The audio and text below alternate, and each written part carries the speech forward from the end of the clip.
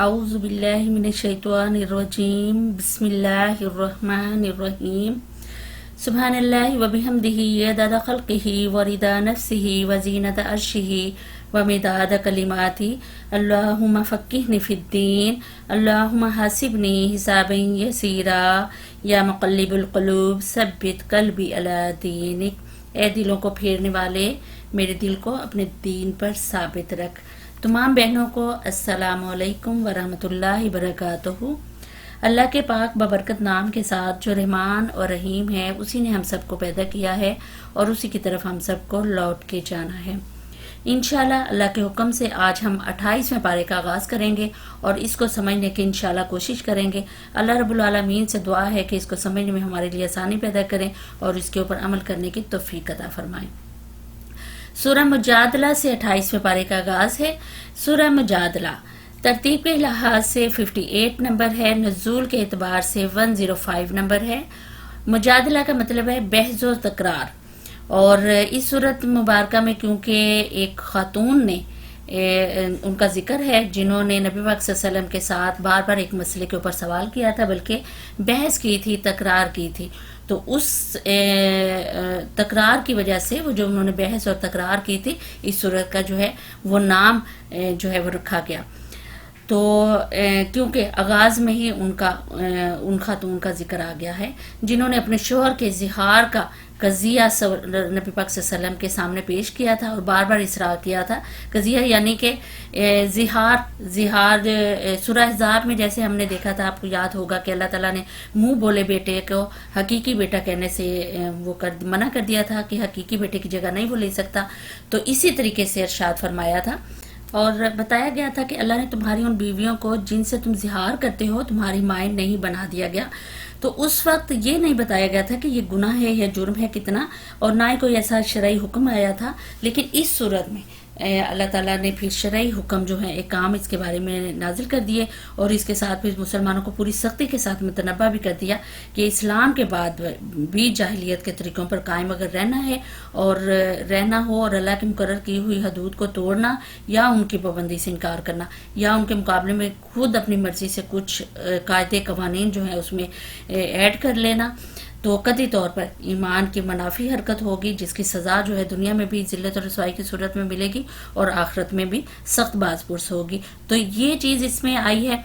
अब जिहार क्या था? जिहार ये कि अरब में बाज़ औक़ात जो सूरत हाल ऐसी पैदा हो जाती थी कि शोहर और बीवी आपस में लड़ते हुए शोहर गुस्से में आके बीवी को कह देता था कि अंती अलैया का ज़हरी उम्मी, कि यानी जिसका मतलब था कि तुम मेरे ऊपर ऐसी हो जैसे मेरी माँ, कि माँ के साथ उसको तशबीह दे दी जाती थी कि यानी बीवी से लड़ते हुए उसको माँ, बहन, बेटी से तशबीह दे देते थे, जिसका साफ ये मतलब होता था कि अब आदमी जो है वो इसे बीवी नहीं, बल्कि ये बीवी नहीं है उसकी, बल्कि उन औरतों की तरह वो उसे समझता था कि जो इसके लिए हराम है, जैसे माँ है, बेटी है, बहन है।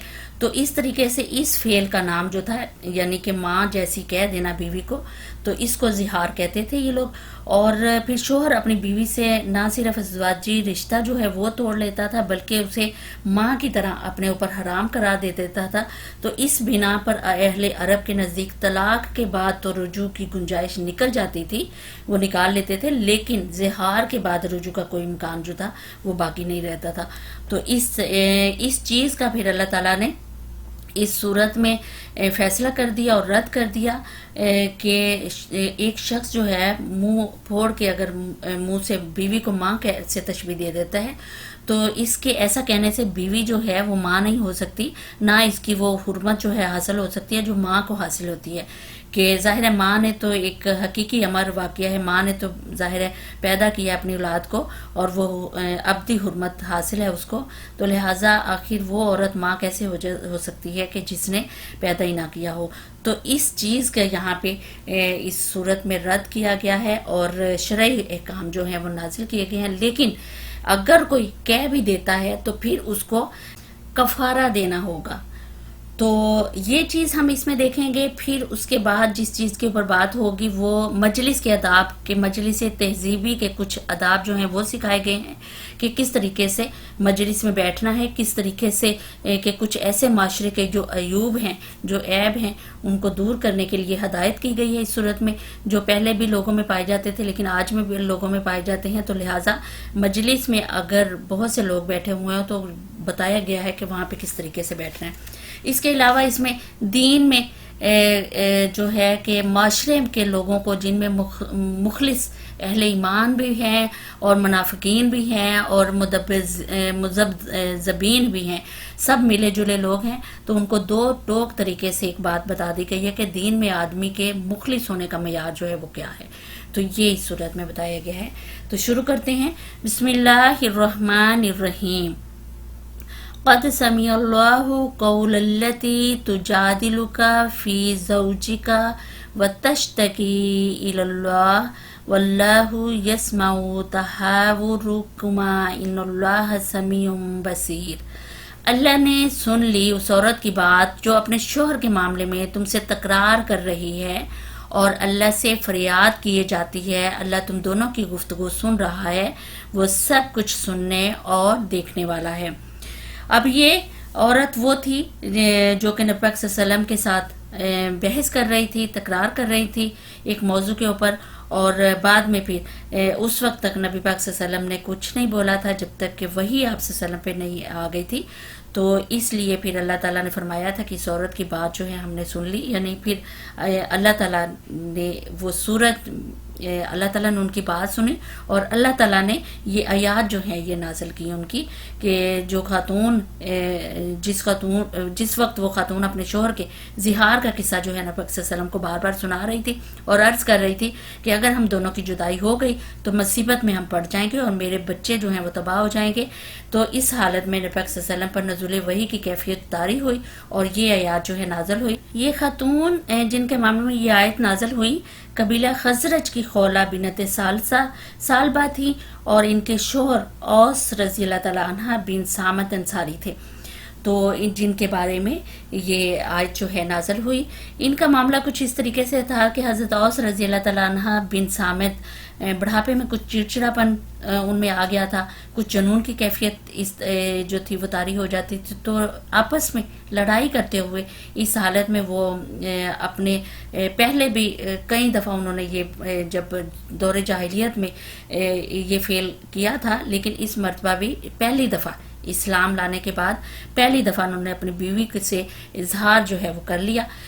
تو یہ پہلا موقع تھا کہ کسی بیوی سے لڑ کر ان سے پھر یہ حرکت جو ہے وہ سرزد ہو گئی. اس پر ان کی اہلیہ جو ہے نبی پاک صلی اللہ علیہ وسلم کی خدمت میں حاضر ہوئی اور سارا قصہ، یعنی حضرت خولہ جو ہیں وہ نبی پاک صلی اللہ علیہ وسلم کی خدمت میں حاضر ہوئی اور سارا قصہ جو ہے آپ صلی اللہ علیہ وسلم سے بیان کیا. تو عرض کیا کہ یا رسول اللہ کہ میری اور میرے بچوں کی زندگی کو تباہی سے بچانے کے لیے رخصت کا کوئی نہ کوئی جو پہلو ہے نکالی ہیں. تو حضور پاک صلی اللہ علیہ وسلم جو جواب دیا وہ مختلف روایات میں ویسے تو اس کے متعلق آتا ہے، لیکن اس مسئلے میں آپ صلی اللہ علیہ وسلم نے یہی کہا کہ مجھے ابھی کوئی حکم نہیں آیا، یا یہ کہہ دیا کہ میرے خیال میں تم اس پر حرام ہو گئی ہو.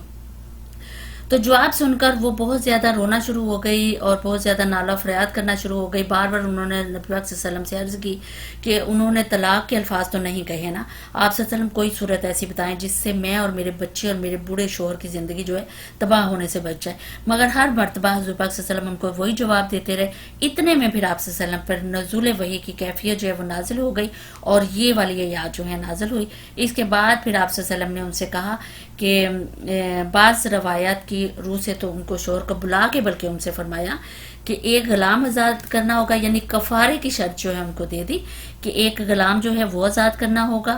اور انہوں نے اس سے جب معذوری ظاہر کی کہ میں غلامت میرے پاس ہے ہی نہیں ہے تو میں آزاد کہاں سے کروں، پھر فرمایا کہ 2 مہینے کے لگاتار روزے رکھو. انہوں نے عرض کیا کہ اوس کا حال تو یہ ہے کہ دن میں 3 مرتبہ کھائے بغیر پیے بغیر وہ رہ نہیں سکتے، ان کی بنائی جو ہے وہ جواب دے دیتی ہے. تو پھر آپ صلی اللہ علیہ وسلم نے فرمایا اچھا پھر 60 مسکینوں کو کھانا جو ہے وہ دینا پڑے گا. اس پر بھی انہوں نے معذرت کر لی. تو فرمایا کہ اللہ یہ کہ آپ صلی اللہ علیہ وسلم ہی ضرور کوئی مدد ہماری کرتے ہیں. تب آپ صلی اللہ علیہ وسلم نے انہیں اتنی مقدار میں سامان خوراک جو ہے وہ دے دیا کہ 60 آدمیوں کی 2 وقت کی غذا کے لیے وہ کافی تھا. تو اس طریقے سے یہ کفارہ بھی صرف اور صرف اس وجہ سے لگایا گیا کہ تاکہ ان کی عادتیں پڑ گئی ہیں جو دور جاہلیت سے، ان کو ختم کرنے کے لیے، کہ جب کفارہ دینا پڑے گا، جب انہیں پتہ ہوگا کہ ہم نے 60 مسکینوں کو کھانا کھلانا ہے، روزے رکھنے ہیں، غلام آزاد کرنا ہے، جب اس طرح کا کفارے کا انہیں پتہ چل جائے گا تو پھر یہ خود بخود اس چیز سے رک جائیں گے. ورنہ اللہ تعالیٰ نے یہاں پہ صاف کہہ دیا تھا کہ تمہارے منہ سے ماں کہہ دینے، بیوی کو ماں کہہ دینے سے وہ ماں نہیں بن جاتی.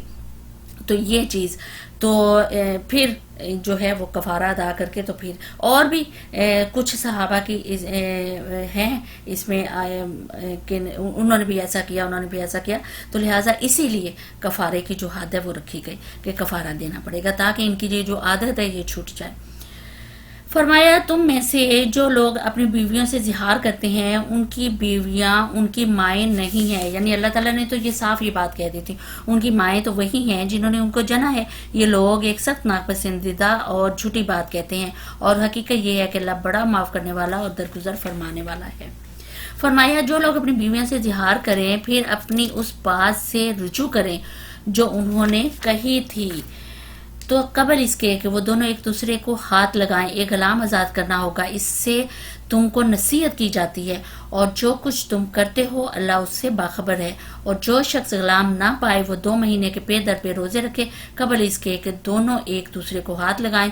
اور جو اس پر بھی قادر نہ ہو وہ 60 مسکینوں کو کھانا کھلائے گا. یعنی یہ کفارہ جو ہے یہ ادا کرنا پڑے گا. اللہ کی طرف سے یہ حکم آ گیا تھا، وہی نازل ہو گئی تھی کہ رجوع اگر انہوں نے اظہار کر بھی لیا ہے، اگر کہہ دیا ہے تو سزا کے طور پہ.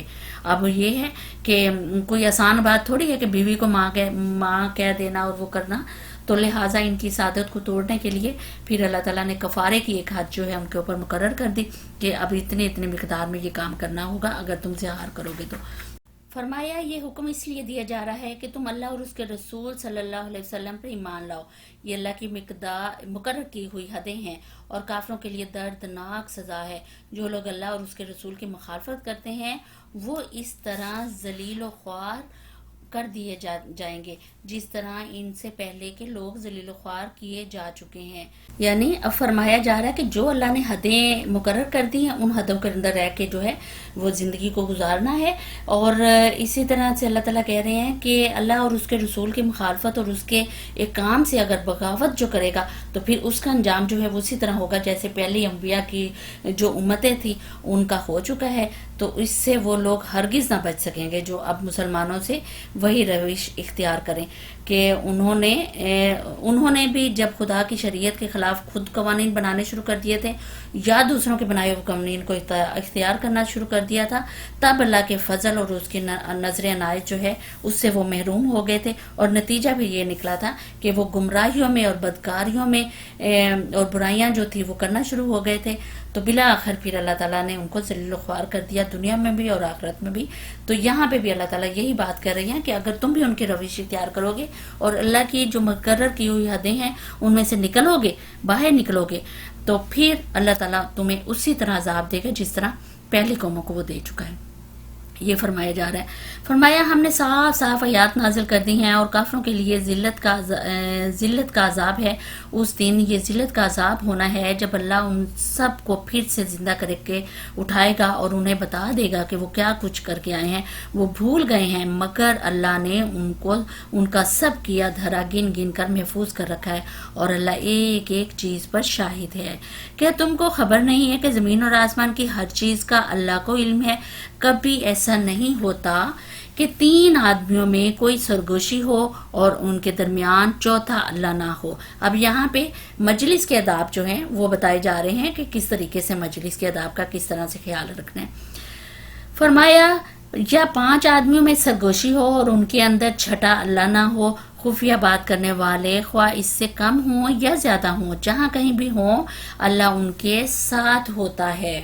یعنی یہاں پہ یہ احساس دلایا جا رہا ہے لوگوں کو کہ خواہ وہ کیسے ہی محفوظ مقامات پہ، یعنی دو دو چار چار جو کہا گیا ہے نا، خفیہ باتیں کر رہے ہیں، 2 4 آدمی 5 آدمی آپس میں جو سرگوشیاں کر رہے ہیں، تو یہاں پہ یہ بتانا مقصود کہ خواہ وہ کیسے ہی محفوظ مقامات پر خفیہ مشورے کر رہے ہوں، ان کی بات جو ہے دنیا بھر سے چھپ سکتی ہے مگر اللہ سے نہیں چھپ سکتی، اور وہ دنیا کی ہر طاقت کی گرفت سے بچ سکتے ہیں مگر اللہ سے نہیں بچ سکتے، یہ کہا جا رہا ہے۔ پھر فرمایا پھر قیامت کے روز وہ ان کو بتا دے گا کہ انہوں نے کیا کچھ کیا ہے، اللہ ہر چیز کا علم رکھتا ہے، کیا تم نے دیکھا نہیں ان لوگوں کو جنہیں سرگوشیاں کرنے سے منع کر دیا گیا تھا، پھر بھی وہ وہی حرکت کیے جاتے تھے جس سے انہیں منع کیا گیا تھا۔ یعنی اس سے کیا پتہ چلا کہ نبی پاک صلی اللہ علیہ وسلم نے آلریڈی جو سرگوشیاں آپس میں جو بات چیت کرنا اس سے اس روش سے منع کر دیا تھا، لیکن اس پر بھی اگر وہ باز نہیں آئے تھے تو پھر اللہ تعالیٰ نے براہ راست جو ہے یہ وہی جو ہے نازل کر دی۔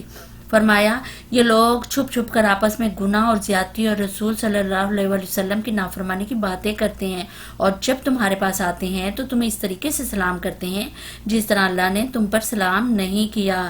یعنی سلام کی یہاں پہ بات کہ کس طریقے سے سلام کرتے تھے، یہ یہود اور منافقین کا یہ رویہ تھا کہ نبی پاک صلی اللہ علیہ وسلم کی خدمت میں جب حاضر ہوتے تو انہیں السلام علیکم یا ابو القاسم کہتے، لیکن السلام علیکم کی جگہ وہ سام کہتے، سلام علیکم کہتے، اس طرح کا لفظ جو وہ بولتے۔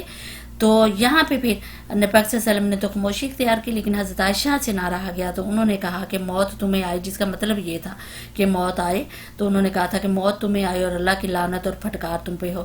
تو یہاں پہ حضرت پاک صلی اللہ علیہ وسلم نے حضرت عائشہ کو بھی تنبیہ کی کہ اللہ کو بد زبانی جو ہے وہ پسند نہیں ہے۔ تو حضرت عائشہ نے پھر عرض کیا کہ یا رسول اللہ آپ نے سنا نہیں کہ انہوں نے کیا کہا ہے؟ حضور پاک صلی اللہ علیہ وسلم نے فرمایا کہ اور تم نے نہیں سنا کہ میں نے انہیں کیا کہا؟ میں نے انہیں کہا کہ تم پر بھی، یعنی یہ بخاری مسلم کی حدیث ہے، تو مفہوم اس کا کچھ اس طرح سے ہے۔ تو حضرت عبداللہ بن عباس کا بھی بیان ہے کہ منافقین اور یہود جو تھے دونوں سلام کا یہی طریقہ جو اختیار کرتے تھے کہ السلام علیکم کہنے کے بجائے کہتے تھے کہ السلام علیکم، اس طرح کر کے جو ہے لفظ کو بگاڑ دیتے تھے جس کا معنی کچھ اور بن جاتا تھا۔ تو اس چیز کا اللہ نے یہاں پہ ذکر کیا ہے کہ یہ لوگ کس طریقے سے سلام کرتے تھے، کہ اللہ اس طرح سے سلام نہیں کرتا تھا، اور اپنے دلوں میں کہتے ہیں کہ ہماری ان باتوں پر اللہ ہمیں عذاب کیوں نہیں دیتا، یعنی صرف کس لیے کرتے تھے؟ یہ کہتے تھے کہ اگر ہم سلام کا جواب ہم سلام اس طریقے سے کر رہے ہیں، یا نبی پاک صلی اللہ علیہ وسلم کے رسول ہونے کی دلیل سمجھتے ہوئے وہ خیال کرتے تھے کہ اگر یہ رسول ہیں تو جس وقت ہمیں اس طریقے سے ہم سلام کر رہے ہیں تو پھر اس وقت ہمارے اوپر کوئی نہ کوئی عذاب آ جانا چاہیے تھا، یا جس طرح ہم ان کو تنگ کر رہے ہیں اسی وقت ہمیں اللہ کی پکڑ میں آ جانا چاہیے تھا، لیکن کیونکہ ہم اللہ کی پکڑ میں نہیں آ رہے، ہمارے اوپر کوئی ایسا عذاب نہیں آ رہا، تو پھر جتنا مرضی اس کو ذلیل کرنا ہے کرو، جتنی مرضی یوں کی حرکتیں کرنی ہے کرو۔ اس ہٹ درمی کی بنا پہ وہ اس طرح کی حرکتیں کرتے تھے۔ فرمایا ان کے لیے جہنم ہی کافی ہے، اس کا وہ ایندھن بنیں گے، بڑا ہی برا انجام ہے ان کا۔ اے لوگو جو ایمان لائے ہو، جب تم آپس میں پوشیدہ باتیں کرو تو گناہ اور زیادتی اور رسول صلی اللہ علیہ وسلم کی نافرمانی کی باتیں نہیں بلکہ نیکی اور تقوی کی باتیں کرو، اور اس خدا سے ڈرتے رہو۔ یعنی آداب مجلس جو ہے وہ سکھائے جا رہے ہیں کہ جس کے حضور تمہیں حشر میں پیش ہونا ہے۔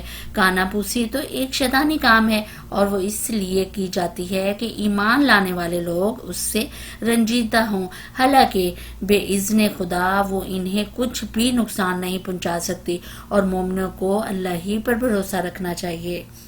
یہاں پہ نبی پاک صلی اللہ علیہ وسلم نے آداب مجلس کی جو تعلیم دی ہے وہ یہ کہ جب 3 آدمی آپس میں بیٹھے ہوئے ہوں تو 2 آدمی آپس میں اگر بات چیت کریں گے، کوئی خسر پسر کریں گے، کیونکہ یہ تیسرے آدمی کے لیے باعث رنج ہوگا۔ پھر یہ بخاری مسلم کی حدیث ہے کہ اگر 2 آدمی آپس میں اتنی باریکی اتنی ہلکی آواز سے بات کریں گے کہ تیسرے کو سنائی نہیں دے جا رہی، تو ظاہر ہے وہ تیسرے کے ذہن میں کوئی نہ کوئی شک آئے گا کہ شاید یہ مجھے لے کے بات کر رہے ہیں، وہ رنجیدہ ہوگا، وہ غمزدہ ہوگا۔ تو اس چیز سے اللہ تعالیٰ نے منع فرمایا ہے۔ پھر ایک اور جگہ پہ نبی پاک صلی اللہ علیہ وسلم نے فرمایا کہ 2 آدمی باہم اگر سرگوشی نہ کرے مگر تیسرے سے اجازت لے کر، کیونکہ یہ اس کے لیے باعث رنج ہوگا۔ یعنی اگر انہیں بات کی ضرورت پڑ بھی رہی ہے तो तीसरे आदमी से उनको इजाज़त जो है वो लेनी पड़ेगी, फिर वो आपस में दो अफराद जो है बातें कर सकते हैं।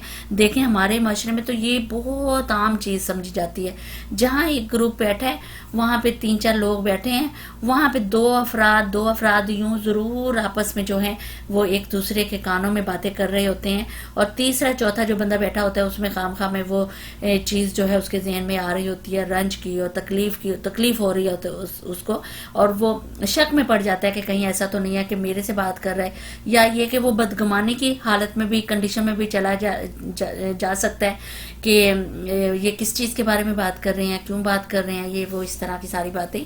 तो इस चीज़ से परहेज करने को अल्लाह ताला ने मना किया है, कानापुसी करने से। फरमाया, ए लोगो जो ईमान लाए हो, जब तुमसे कहा जाए कि अपनी मजलिस में कुशादगी पैदा करो तो जगह कुशादा करो, अल्लाह तुम्हें कुशादगी बख्शेगा। यानी कि अल्लाह ताला की तरफ से अदाब मजलिस है, ये कोई वैसे मजलिस के अदाब नहीं है कि हम आम किताब पढ़ लें और आम बातें कर लें कि ये मजलिस के अदाब हैं तो ठीक है, बल्कि ये अल्लाह ताला ये हदायत दे रहा है कि इस तरीके से मजलिस के अदाब का ख्याल रखना है बैठते हुए, ये फरमाया जा रहा है। फरमाया, और जब तुमसे कहा जाए कि उठ जाओ तो उठ जाया करो, तुम में से जो लोग ईमान रखने वाले हैं और जिनको इल्म बख्शा गया है, अल्लाह उनको बुलंद दर्जे अता फरमाएगा, और जो कुछ तुम करते हो अल्लाह को उसकी खबर है। ए लोगो जो ईमान लाए हो, जब तुम रसूल से तखलिये में बात करो तो बात करने से पहले कुछ सदका दो। अब ये यहाँ पे नबी पाक सल्लल्लाहु अलैहि वसल्लम से मुसलमानों से बहुत ज़्यादा बातें जो हैं वो तखलिये में यानी कि किया करते थे, अलैदगी में।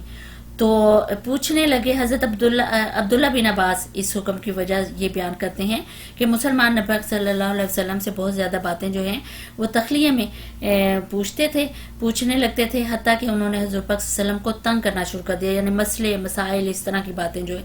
आखिरकार अल्लाह ताला ने ये चाहा कि अपने नबी पर से वो बोझ को हल्का कर दे, यानी जो बोझ जो वो तकलीफ नबी पाक सल्लल्लाहु को बाज़ होती थी, ये मुख्तलिफ सवालात जो हैं वो इतने ज़्यादा सवालात करते थे और तंग आ जाते थे, तो इस चीज़ के ऊपर तो ज़ैद बिन असलम रज़ी अल्लाह तआला अन्हु कहते हैं कि नबी पाक सल्लल्लाहु से जो शख्स भी अलैदगी में बात करने की दरख्वास्त करता, आप सल्लल्लाहु अलैहि वसल्लम उसे रद्द ना फरमाते थे। जिसका जी चाहता आकर अर्ज़ करता कि मैं ज़रा अलग बात करना चाहता हूँ, आप सल्लल्लाहु अलैहि वसल्लम इस मौका दे देते। यहाँ तक कि बहुत से लोग ऐसे मामलात में भी आप सल्लल्लाहु अलैहि वसल्लम को तकलीफ देने लगे जिनमें अलग बात करने की कोई हाजत ना होती थी। तो उस वक्त फिर अल्लाह ताला ने ये जो इन वजूहात की बिना पे अल्लाह ताला ने ये पाबंदी लगा दी कि जो कोई भी नबी पाक सल्लल्लाहु अलैहि वसल्लम से खलवत में या अलैदगी में बात करेगा तो वो पहले सदका करें और फिर जो है बात करें। फिर इससे लोग थोड़े से मोहतात हो गए, ज़ाहिर है पहले सदका करना पड़ेगा फिर बात करनी पड़ेगी। तो इस तरीके से अल्लाह ताला ने ये सदक़े की वो रखी कि अगर बात तखलिये में करनी है, अलैदगी में करनी है तो सदका करना पड़ेगा। फरमाया, तुम्हारे लिए बेहतर और पकीज़ा तर है, अलबत्ता अगर तुम सदका देने के लिए कुछ ना पाओ तो अल्लाह गफूरुर रहीम है। क्या तुम डर गए इस बात से कि तखलिये में गुफ्तगू करने से पहले तुम्हें सदकात देने होंगे? अच्छा, अगर तुम ऐसा ना करो और अल्लाह ने तुमको इससे माफ़ कर दिया तो नमाज कायम करते रहो, ज़कात देते रहो और अल्लाह और उसके रसूल की अताअत करते रहो। तुम जो कुछ करते हो अल्लाह उससे बाखबर है। यानी अगर सदका खैरात नहीं कर सकते हो तो फिर अच्छे तरीके से नमाजें पढ़ो और ज़कात दो। इस तरह के मामले अल्लाह ताला ने कह दिया कि करें। फरमाया, क्या तुमने देखा नहीं उन लोगों को जिन्होंने दोस्त बनाया है एक ऐसे ग्रोह को जो अल्लाह का मगजूब है? यानी कौन सा ग्रोह? यहूदी, जिन्होंने मुनाफिकीन थे और उनको दोस्त बना लिया था, यहूदियों को दोस्त बना लिया था, जिनके ऊपर अल्लाह का गज़ब जो है वो नाजिल हो चुका था। तो उनके बारे में यहाँ पे बात हो रही है। वो ना तुम्हारे हैं ना उनके, और वो जानबूझकर झूठी बात पर कस्में खाते हैं। अल्लाह ने उनके लिए सख्त अजाब मुहैया कर रखा है। यानी किसी सूरत भी अल्लाह ताला ने हर हाल में मना कर दिया है कि यहूदियों से किसी किस्म की जो है वो दोस्ती और इस तरह का मामला जो है वो नहीं रखना। फरमाया, बड़े ही बुरे करतूत हैं जो वो कर रहे हैं। उन्होंने अपनी कस्मों को ढाल बना रखा है जिसकी आड़ में वो अल्लाह की राह से लोगों को रोकते हैं। इस पर इनके लिए जिल्लत का अजाब है। अल्लाह से बचाने के लिए ना उनके माल कुछ काम आएंगे اور نہ ان کی اولاد، وہ دوزخ کے یار ہیں، اسی میں وہ ہمیشہ رہیں گے۔ جس روز اللہ ان سب کو اٹھائے گا وہ اس کے لیے سامنے بھی اس طرح قسمیں کھائیں گے جس طرح تمہارے سامنے کھاتے ہیں، اور وہ اپنے نزدیک یہ سمجھیں گے کہ اس سے ان کا کچھ کام بن جائے گا۔ خوب جان لو وہ پرلے درجے کے جھوٹے ہیں، شیطان ان پر مسلط ہو چکا ہے اور اس نے خدا کی یاد ان کے دل سے بھلا دی ہے۔ وہ شیطان کی پارٹی کے لوگ ہیں، خبردار رہو، شیطان کی پارٹی والے ہی خسارے میں رہنے والے ہیں۔ یقیناً ذلیل ترین مخلوقات میں سے ہیں وہ لوگ جو اللہ اور اس کے رسول صلی اللہ علیہ وسلم کا مقابلہ کرتے ہیں۔ اللہ نے لکھ دیا ہے کہ میں اور میرے رسول غالب ہو کر رہیں گے، یعنی اللہ تعالیٰ نے صاف یہاں پہ منع کر دیا کہ یہودیوں کو دوست جو ہے وہ نہیں بنانا، کیونکہ ان کے اوپر اللہ کا غضب جو ہے وہ نازل ہو چکا ہے، اور وہ جھوٹی قسمیں کھا کھا کے جو تمہیں اپنے طرف کا بنانا چاہتے ہیں اور تمہیں اللہ کے رستے سے روکنا چاہتے ہیں، تو ان کی بات کسی صورت نہیں ماننی، چاہے وہ جتنی مرضی قسمیں جو ہیں وہ کھائیں، کیونکہ ان کے اوپر اللہ نے کہا ہے کہ شیطان مسلط ہو گیا ہوا ہے، لہٰذا ان کا بھلا جو ہے وہ کسی صورت بھی نہیں ہو سکتا۔ تو پھر کہا گیا کہ وہ شیطان کی پارٹی کے لوگ ہیں، جو یہودی جو ہیں وہ شیطان کی پارٹی کے لوگ ہیں، اور شیطان کی پارٹی کے لوگ ہی ایک خسارے میں ہیں، یہ فرمایا جا رہا ہے۔ فرمایا فی الواقع اللہ زبردست اور زور آور ہے، تم کبھی یہ نہ پاؤ گے کہ جو لوگ اللہ اور آخرت پر ایمان رکھنے والے ہیں وہ ان لوگوں سے محبت کرتے ہوں جنہوں نے اللہ اور اس کے رسول صلی اللہ علیہ وسلم کی مخالفت کی ہے، خواہ وہ ان کے باپ ہوں یا ان کے بیٹے یا ان کے بھائی یا ان کے اہل خاندان۔ یہ وہ لوگ ہیں جن کے دلوں میں اللہ نے ایمان ثبت کر دیا ہے، یعنی یہ وہ یہودی وہ لوگ ہیں جو کہ اللہ اور اس کے رسول کے دشمن رہے ہیں۔ پھر ہم سے وہ دوستی کس طریقے سے قائم رکھی جا سکتی ہے؟ ہم کیوں پھر ان لوگوں کے ساتھ دوستی رکھیں؟ تو آج ہمارے یہاں پہ دوست معاشرے میں یا جو یورپ ممالک میں لوگ جاتے ہیں یا ہماری گورنمنٹ جو ہے، ان لوگوں کو اس چیز کا خیال رکھنا چاہیے کہ جب اللہ نے منع کر دیا ہے ان کے ساتھ دوستی رکھنے سے، پھر تو کوئی سوال ہی پیدا نہیں ہوتا کہ ان لوگوں کے ساتھ اس طرح کی کوئی دوستیاں اور اس طرح کے رکھنے چاہیے۔ اگر ان ممالک میں ہمارے مسلم بھائی چلے بھی گئے ہیں تو ان کو بھی اس چیز کا خیال رکھنا چاہیے کہ ان لوگوں کے ساتھ قطعی دوستیاں، دل والا معاملہ جو ہے وہ نہیں ہونا چاہیے۔ فرمایا تم کبھی یہ نہ پاؤ گے کہ جو لوگ اللہ اور آخرت پر ایمان رکھنے والے ہیں وہ ان لوگوں سے محبت کرتے ہیں جنہوں نے اللہ اور اس کے رسول کی مخالفت کی ہے، خواہ وہ ان کے باپ ہوں یا ان کے بیٹے یا ان کے بھائی یا ان کے اہل خاندان۔ یہ وہ لوگ ہیں جن کے دلوں میں اللہ نے ایمان ثبت کر دیا ہے، وہ اپنی طرف سے ایک روح عطا کر کے ان کو قوت بخشی ہے، وہ ان کو ایسی جنتوں میں داخل کرے گا جن کے نیچے نہریں بہتی ہیں، ان میں وہ ہمیشہ رہیں گے۔ اللہ ان سے راضی ہوا اور وہ اللہ سے راضی ہوئے، وہ اللہ کی پارٹی کے لوگ ہیں، خبردار رہو اللہ کی پارٹی والے ہی فلاح پانے والے ہیں۔ تو کیا ہم نے اپنے لیے یہاں سے نکالنا ہے، سبق نکالنا ہے، ہم نے کیا پوائنٹ اپنے لیے نکالنا ہے کہ اللہ کی پارٹی کے لوگ بن کے رہنا ہے، شیطان کی پارٹی کے لوگوں سے کسی قسم کا کوئی تعلق نہیں ہمارا ہونا چاہیے۔ ہمیں صرف اللہ کی پارٹی اور اللہ پھر ایسے لوگوں سے راضی ہوتا ہے جو اللہ کی پارٹی کے لوگ ہیں، تو ہمیں اللہ کی پارٹی کے لوگ بن کے رہنا ہے۔ حضرت معاذ رضی اللہ تعالیٰ عنہ کی روایت ہے کہ نبی پاک صلی اللہ علیہ وسلم کی یہ دعا نقل انہوں نے کی ہے کہ خدایا جس کا ترجمہ اس طرح سے ہے کہ خدایا کسی فاجر، اور ایک روایت میں ہے کہ کسی فاسق کا میرے اوپر کوئی احسان نہ ہونے دے کہ میرے دل میں اس کے لیے کوئی محبت پیدا ہو، کیونکہ تیرے نازل کردہ وحی میں یہ بات بھی میں نے پائی ہے کہ اللہ اور یوم آخر پر ایمان رکھنے والوں کو تم اللہ اور رسول کے مخالفوں سے محبت کرتے نہ پاؤ گے۔ یعنی یہ دیکھیں اس کا یہاں پہ حدیث کا یہ بات رکھنے کا یہ مقصد تھا کہ جو صحابہ اکرام تھے دوستیاں رکھنی، تعلقات رکھنے تو دور کی بات، وہ اللہ سے باقاعدہ دعائیں مانگا کرتے تھے کہ ہمارے ان لوگوں سے کسی قسم کی اس طرح کی محبت نہ ہو، ہمارے دلوں میں کسی طرح سے ان لوگوں کے بارے میں محبت جو ہے وہ قائم نہ ہو، وہ پیدا نہ ہو، تو وہ کس طریقے سے دعائیں مانگا کرتے تھے اللہ تعالیٰ سے۔ تو ہمیں بھی اس طرح سے ان لوگوں سے جو ہے دور رہنا ہے اور اللہ سے دعائیں جو ہیں وہ مانگتے رہنا ہے تاکہ ایسے لوگ فاسق لوگوں سے ہم لوگ دور ہی رہیں۔ یہ سورہ مجادلہ، آگے ہے سورہ حشر، تو اس کو انشاءاللہ سمجھنے کی کوشش کرتے ہیں۔ سورہ حشر ترتیب کے لحاظ سے 59 نمبر ہے، نزول کے اعتبار سے 111 نمبر ہے اس کا، 111، اور حشر کا مطلب ہے جمع کرنا۔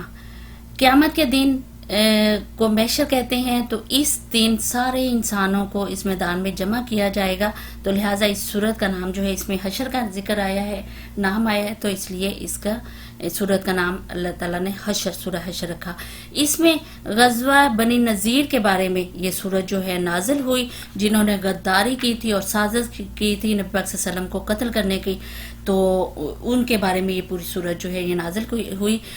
کون تھے وہ؟ مدینہ کے مشرق میں یہود کا وہ قبیلہ آباد تھا، بنو نذیر تھا، یعنی آباد تھا، اور یہ ایک اچھی خاصی آبادی تھی، تو انہوں نے قلعے بنا رکھے تھے۔ قرآن پاک میں ان قلعوں کو گڑیا کا نام دیا گیا ہے، اور بہت شاندار طریقے سے زندگی بسر کر رہے تھے۔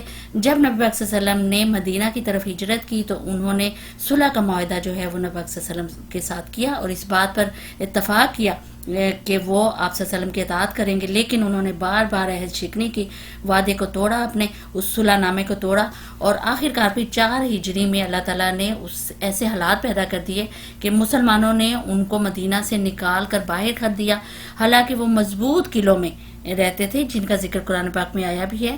تو اللہ نے ان کے دلوں میں ایسا رعب بٹھا دیا تھا نبی پاک صلی اللہ علیہ وسلم کا اور صحابہ کا، کہ وہ خود بخود ہی وہاں سے نکل گئے تھے، یہاں تک کہ جاتے ہوئے اپنے قلعوں کی جو وہ کھڑکیاں وغیرہ تھی اور چھتیں تھی وہ بھی اکھاڑ کے تو وہ ساتھ اپنے لے گئے تھے۔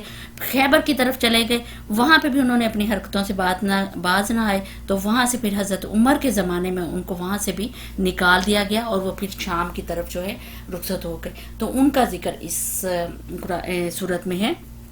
فرمایا بسم اللہ الرحمن الرحیم، اللہ ہی کی تسبیح ہے ہر اس چیز، اللہ ہی کی تسبیح کی ہے ہر اس چیز نے جو آسمانوں اور زمین میں ہے، اور وہی غالب اور حکیم ہے۔ وہی ہے جس نے اہل کتاب کافروں کو پہلے ہی حملے میں ان کے گھروں سے نکال باہر کیا، تمہیں ہرگز یہ گمان نہ تھا کہ وہ نکل جائیں گے، اور وہ بھی یہ سمجھے بیٹھے تھے کہ ان کی گڑیا، یعنی ان کے جو چھوٹے چھوٹے قلعے انہوں نے بنائے ہوئے ہیں، ان کا ذکر کیا گیا کہ انہیں اللہ سے بچا لیں گی، مگر اللہ ایسے رخ سے ان پر آیا جدھر سے ان کا خیال بھی نہ کیا، کہ یعنی اللہ تعالیٰ نے اس طرح کے حالات پیدا کر دیے، اور اس طرح ان کا مسلمانوں کا رعب جو ہے ان کے دلوں میں بٹھا دیا تھا کہ وہ مسلمانوں سے جنگ کرنے کی ہمت کرتے۔ تو یہ اللہ تعالیٰ یہاں فرما رہے ہیں کہ خود بخود وہ لوگ وہاں سے نکل گئے اپنے گھروں سے، اس نے ان کے دلوں میں رعب ڈال دیا تھا۔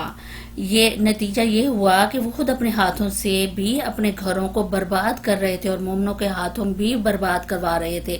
بس عبرت حاصل کرو اے دیدہ و بینا رکھنے والو، یعنی ناشکری کی حد کر دی تھی کہ اتنے خوبصورت ان کی زندگی گزر رہی تھی، صرف یہ کہ انہوں نے نبی پاک صلی اللہ علیہ وسلم کی اطاعت جو ہے وہ کرنے سے انکار کر دیا، اور جو وعدے نبی پاک صلی اللہ علیہ وسلم سے کیے تھے، صلح کے وعدے جو کیے تھے، وہ بھی انہوں نے توڑ دیے، اور سازش کی نبی پاک صلی اللہ علیہ وسلم کو مارنے کی۔ تو اس کے بدلے پھر اللہ تعالیٰ نے مسلمانوں کا رعب جو ہے ان کے اوپر اس طرح کا بٹھا دیا تھا کہ وہ خود بخود نکل گئے وہاں سے، اور جاتے ہوئے وہ پھر اپنے گھروں کو، یعنی وہ جو پہلے ذکر کیا نا کہ اپنے گھروں کی چھتیں اور کھڑکیاں اور یہ ساری چیزیں جو ہیں وہ اتار کے جو وہ ساتھ لے گئے تھے، تو اس کا ذکر یہاں پہ کیا جا رہا ہے کہ وہ خود بھی برباد کر رہے تھے اپنے گھروں کو، اور پھر مومن جو ہیں وہ بھی برباد کر رہے تھے۔ فرمایا اگر اللہ نے ان کے حق میں جلاوطنی نہ لکھ دی ہوتی تو دنیا ہی میں وہ انہیں عذاب دے دیتا، یعنی ان کا نام و نشان مٹا دیتا، کہ اگر وہ صلح کر کے اپنی جانیں بچانے کی بجائے لڑتے تو ان کا پوری طرح جو ہے قلعہ کما اللہ تعالیٰ ان کو پوری طرح جو ہے برباد کر دیتا۔ تو وہ انہوں نے جنگ کرنے کی بجائے وہاں سے جانا انہوں نے زیادہ مناسب سمجھا، اور پھر ان کی عورتیں اور ان کے بچے جو ہیں وہ وہیں پہ چھوڑ دیے، ان کو پھر غلام جو ہے وہ بنا لیا گیا، جنہیں فدیہ دے کر پھر وہ چھڑانے والے بھی، ان کو چھڑانے والا بھی کوئی نہیں تھا، کہ جو عورتیں اور جو بچے تھے وہ خود وہاں سے آدمی جو ہیں وہاں سے نکل گئے تھے۔ تو یہ فرمایا جا رہا ہے اگر اللہ نے ان کے حق میں جلاوطنی نہ لکھ دی ہوتی تو دنیا میں بھی وہ انہیں عذاب دے ڈالتا، اور آخرت میں تو ان کے لیے دوزخ کا عذاب ہے ہی۔ یہ سب کچھ اس لیے ہوا کہ انہوں نے اللہ اور اس کے رسول کا مقابلہ کیا، اور جو بھی اللہ کا مقابلہ کرے اللہ اس کو سزا دینے میں بہت سخت ہے۔ تم لوگوں نے کھجوروں کے جو درخت کاٹے یا ان جن کو اپنی جڑوں پر کھڑا رہنے دیا، یہ سب اللہ ہی کے اذن سے تھا، اور اللہ نے یہ اذن اس لیے دیا تاکہ فاسقوں کو ذلیل و خوار کر دے۔ اب یہ سب جو ہے اللہ کی طرف سے ہو رہا تھا، جو درخت وہ کاٹ رہے تھے. یہاں پہ بھی اب یہ معاملہ تھا کہ مسلمانوں نے جب ان کا محاصرہ کیا، بنی نذیر کا، تو ان کی بستی کا جب محاصرہ کیا تو درمیان میں کھجوروں کے جو بڑے بڑے درخت تھے ان کو کاٹ دیا اللہ کے حکم سے، اور تاکہ محاصرہ جو ہے وہ بآسانی کیا جا سکے. یہاں پہ پھر انہوں نے جو قبیلے والے تھے انہوں نے شور مچانا، بلکہ اور جو منافقین تھے انہوں نے شور مچانا شروع کر دیا کہ محمد صلی اللہ علیہ وسلم جو ہیں وہ فساد فی الارض ہیں. یعنی یہ ویسے تو یہ اس کا حکم دیتے ہیں، لیکن خود دیکھ لو کہ ہرے بھرے پھل اور درخت جو ہیں، پھلدار درخت جو ہیں وہ کاٹ رہے ہیں. تو یہ لہٰذا یہ زمین کے اوپر فساد جو ہیں وہ برپا کر رہے ہیں. اس پر اللہ تعالیٰ نے یہ حکم نازل کیا، یہ آیات نازل کی کہ تم لوگوں نے جو درخت کاٹے اور جن کو کھڑا رہنے دیا ان میں تمہارے کوئی ناجائز فعل نہیں تھا، یا ناجائز کسی کام کے لیے تم نے نہیں کیا تھا، بلکہ اللہ کی اذن سے تم ایسا کر رہے تھے، اللہ کے کہنے سے ایسا کر رہے تھے. یہ یہاں فرمایا جا رہا ہے. اور کہا، اور اللہ نے یہ اذن اس لیے دیا تھا کہ فاسقوں کو ذلیل و خوار کر دے، اور جو مال اللہ نے ان کے قبضے سے نکال کر اپنے رسول کی طرف پھیلا دیا وہ ایسا مال نہیں ہے جن پر تم اپنے گھوڑے اور اونٹ دوڑائے ہوں، بلکہ اللہ اپنے رسول کو جس پر چاہتا ہے تسلط عطا فرما دیتا ہے، اور اللہ ہر چیز پر قادر ہے. یعنی جنگ میں جو مال اکٹھا ہوتا ہے اس کو مال غنیمت کہتے ہیں، اور مال غنیمت کا حصہ جو ہے وہ ہم پیچھے بھی پڑھ چکے ہیں کہ خود اللہ تعالیٰ نے بنا دیا ہے. اور اللہ ہر چیز پر قادر ہے. جو کچھ بھی اللہ ان کی بستیوں کے لوگوں سے اپنے سوال کی طرف پلٹا دے، رسول کی طرف پلٹا دے، وہ اللہ اور رسول اور رشتہ داروں اور یتامہ اور مساکین اور مسافروں کے لیے ہے، تاکہ وہ تمہارے مالدار ہی کے درمیان گردش نہ کرتے رہیں. یعنی یہ سارے فیک حصے یہ کہلاتے ہیں. یہ سارے جو ہیں وہ اللہ تعالیٰ نے خود ہی حصے جو ہیں مال کے بنا دیے تھے کہ کس کس کے پاس کتنا مال جو ہے جائے گا. تو یہاں پہ یہ بات ہو رہی ہے کہ اس کا مقصد بات کرنے کا یہ تھا کہ دولت جو ہے وہ امیروں کے درمیان میں گھومتی نہ رہے، تو لہٰذا انصاف جو ہے برابر کا ایک ہونا چاہیے، اور یہ مال جو ہے، مال غنیمت جو ہے، یہ ان لوگوں کو ملنا چاہیے. یہ اللہ تعالیٰ نے فرما دیا کہ یعنی فیک حصے جو ہیں وہ اللہ تعالیٰ نے خود ہی بتا دیے. جو کچھ رسول تمہیں دیں وہ لے لو، اور جس چیز سے وہ تم کو روک دیں اس سے رک جاؤ. اللہ سے ڈرو، اللہ سخت سزا دینے والا ہے. نیز وہ مال ان غریب مہاجرین کے لیے ہیں جو اپنے گھروں اور جائیدادوں سے نکال باہر کیے گئے ہیں.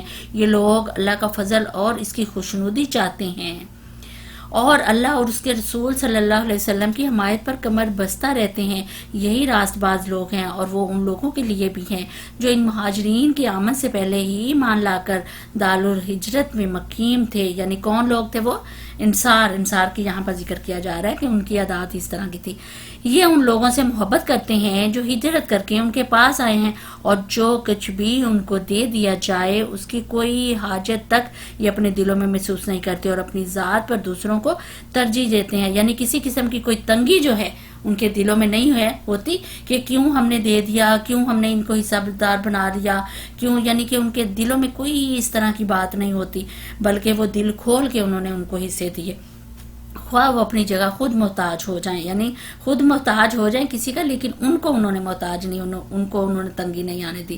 حقیقت یہ ہے کہ جو لوگ اپنے دل کی تنگی سے بچا لیے گئے وہی فلاح پانے والے ہیں. لہٰذا ہمارے لیے یہاں پہ اب کیا سبق نکل رہا ہے کہ ہمیں بھی اپنا دل جو ہے وہ کشادہ رکھنا ہے، ہمیں بھی دل کھول کے جو ہے وہ عطیات دینے ہیں، اور صدقہ خیرات جو ہے وہ دل کھول کر کرنا ہے.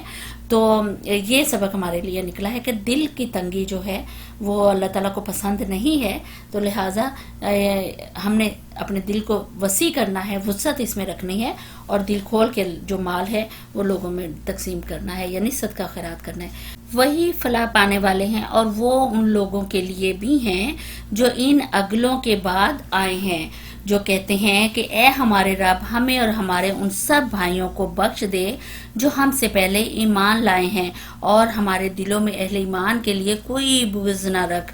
اے ہمارے رب، تو بڑا مہربان اور رحم فرمانے والا ہے. یہ دعا وہ کرتے تھے، یعنی کون؟ کہ آپس میں مہاجرین انصار جو ہے یہ دعا پھر اللہ تعالیٰ سے کیا کرتے تھے. تم نے دیکھا نہیں ان لوگوں کو جنہوں نے منافقت کی روش اختیار کی، یہ اپنے اہل کتاب بھائیوں سے کہتے ہیں اگر تمہیں نکالا گیا تو ہم تمہارے ساتھ نکلیں گے اور تمہارے معاملے میں ہم کسی کی بات ہرگز نہ مانیں گے، اور اگر تم سے جنگ کی گئی تو ہم تمہاری مدد کریں گے، مگر اللہ گواہ ہے کہ یہ لوگ قطعی جھوٹے ہیں۔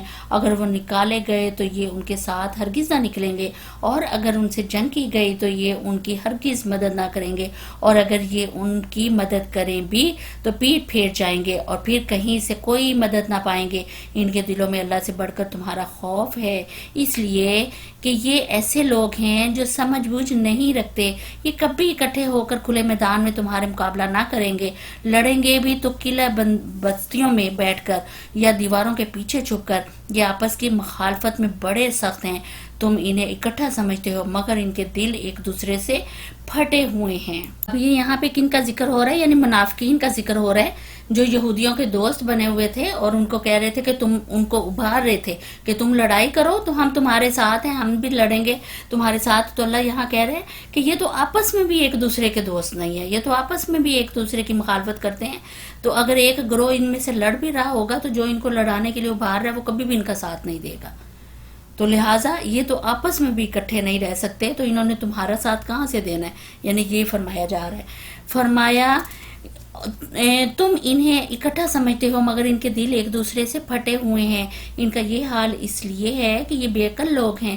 یہ انہی لوگوں کے مانند ہیں جو ان سے تھوڑی ہی مدت پہلے اپنے کیے کا مزہ چکھ چکے ہیں۔ یعنی کون سے؟ وہ جو پہلے قومیں ہیں ان کا ذکر کیا گیا ہے، اور ان کے لیے دردناک عذاب ہے۔ ان کی مثال شیطان کی سی ہے کہ پہلے وہ انسان سے کہتا ہے کہ کفر کر، اور جب انسان کفر کر بیٹھتا ہے تو وہ کہتا ہے کہ میں تجھ سے بری زماں ہوں، مجھے تو اللہ رب العالمین سے ڈر رکھتا ہے۔ یعنی کن کی مثال شیطان سے دی گئی ہے؟ منافقین کی مثال اللہ تعالیٰ نے شیطان سے دی ہے کہ یہ منافقین جو ہے اس طرح کے ہے کہ جب شیطان بھی انسان کو کہتا ہے کہ کفر معاہدہ کرتا ہے، جب وہ کفر کر لیتا ہے تو پھر وہ کہتا ہے کہ میں اب بری زماں ہوں۔ تو اسی طرح یہ منافقین بھی پہلے ابھارتے رہتے ہیں کہ ان سے لڑو، جب وہ لڑنے کے لیے تیار ہو جاتے ہیں تو پھر پیچھے سے یہ بھاگ جاتے ہیں۔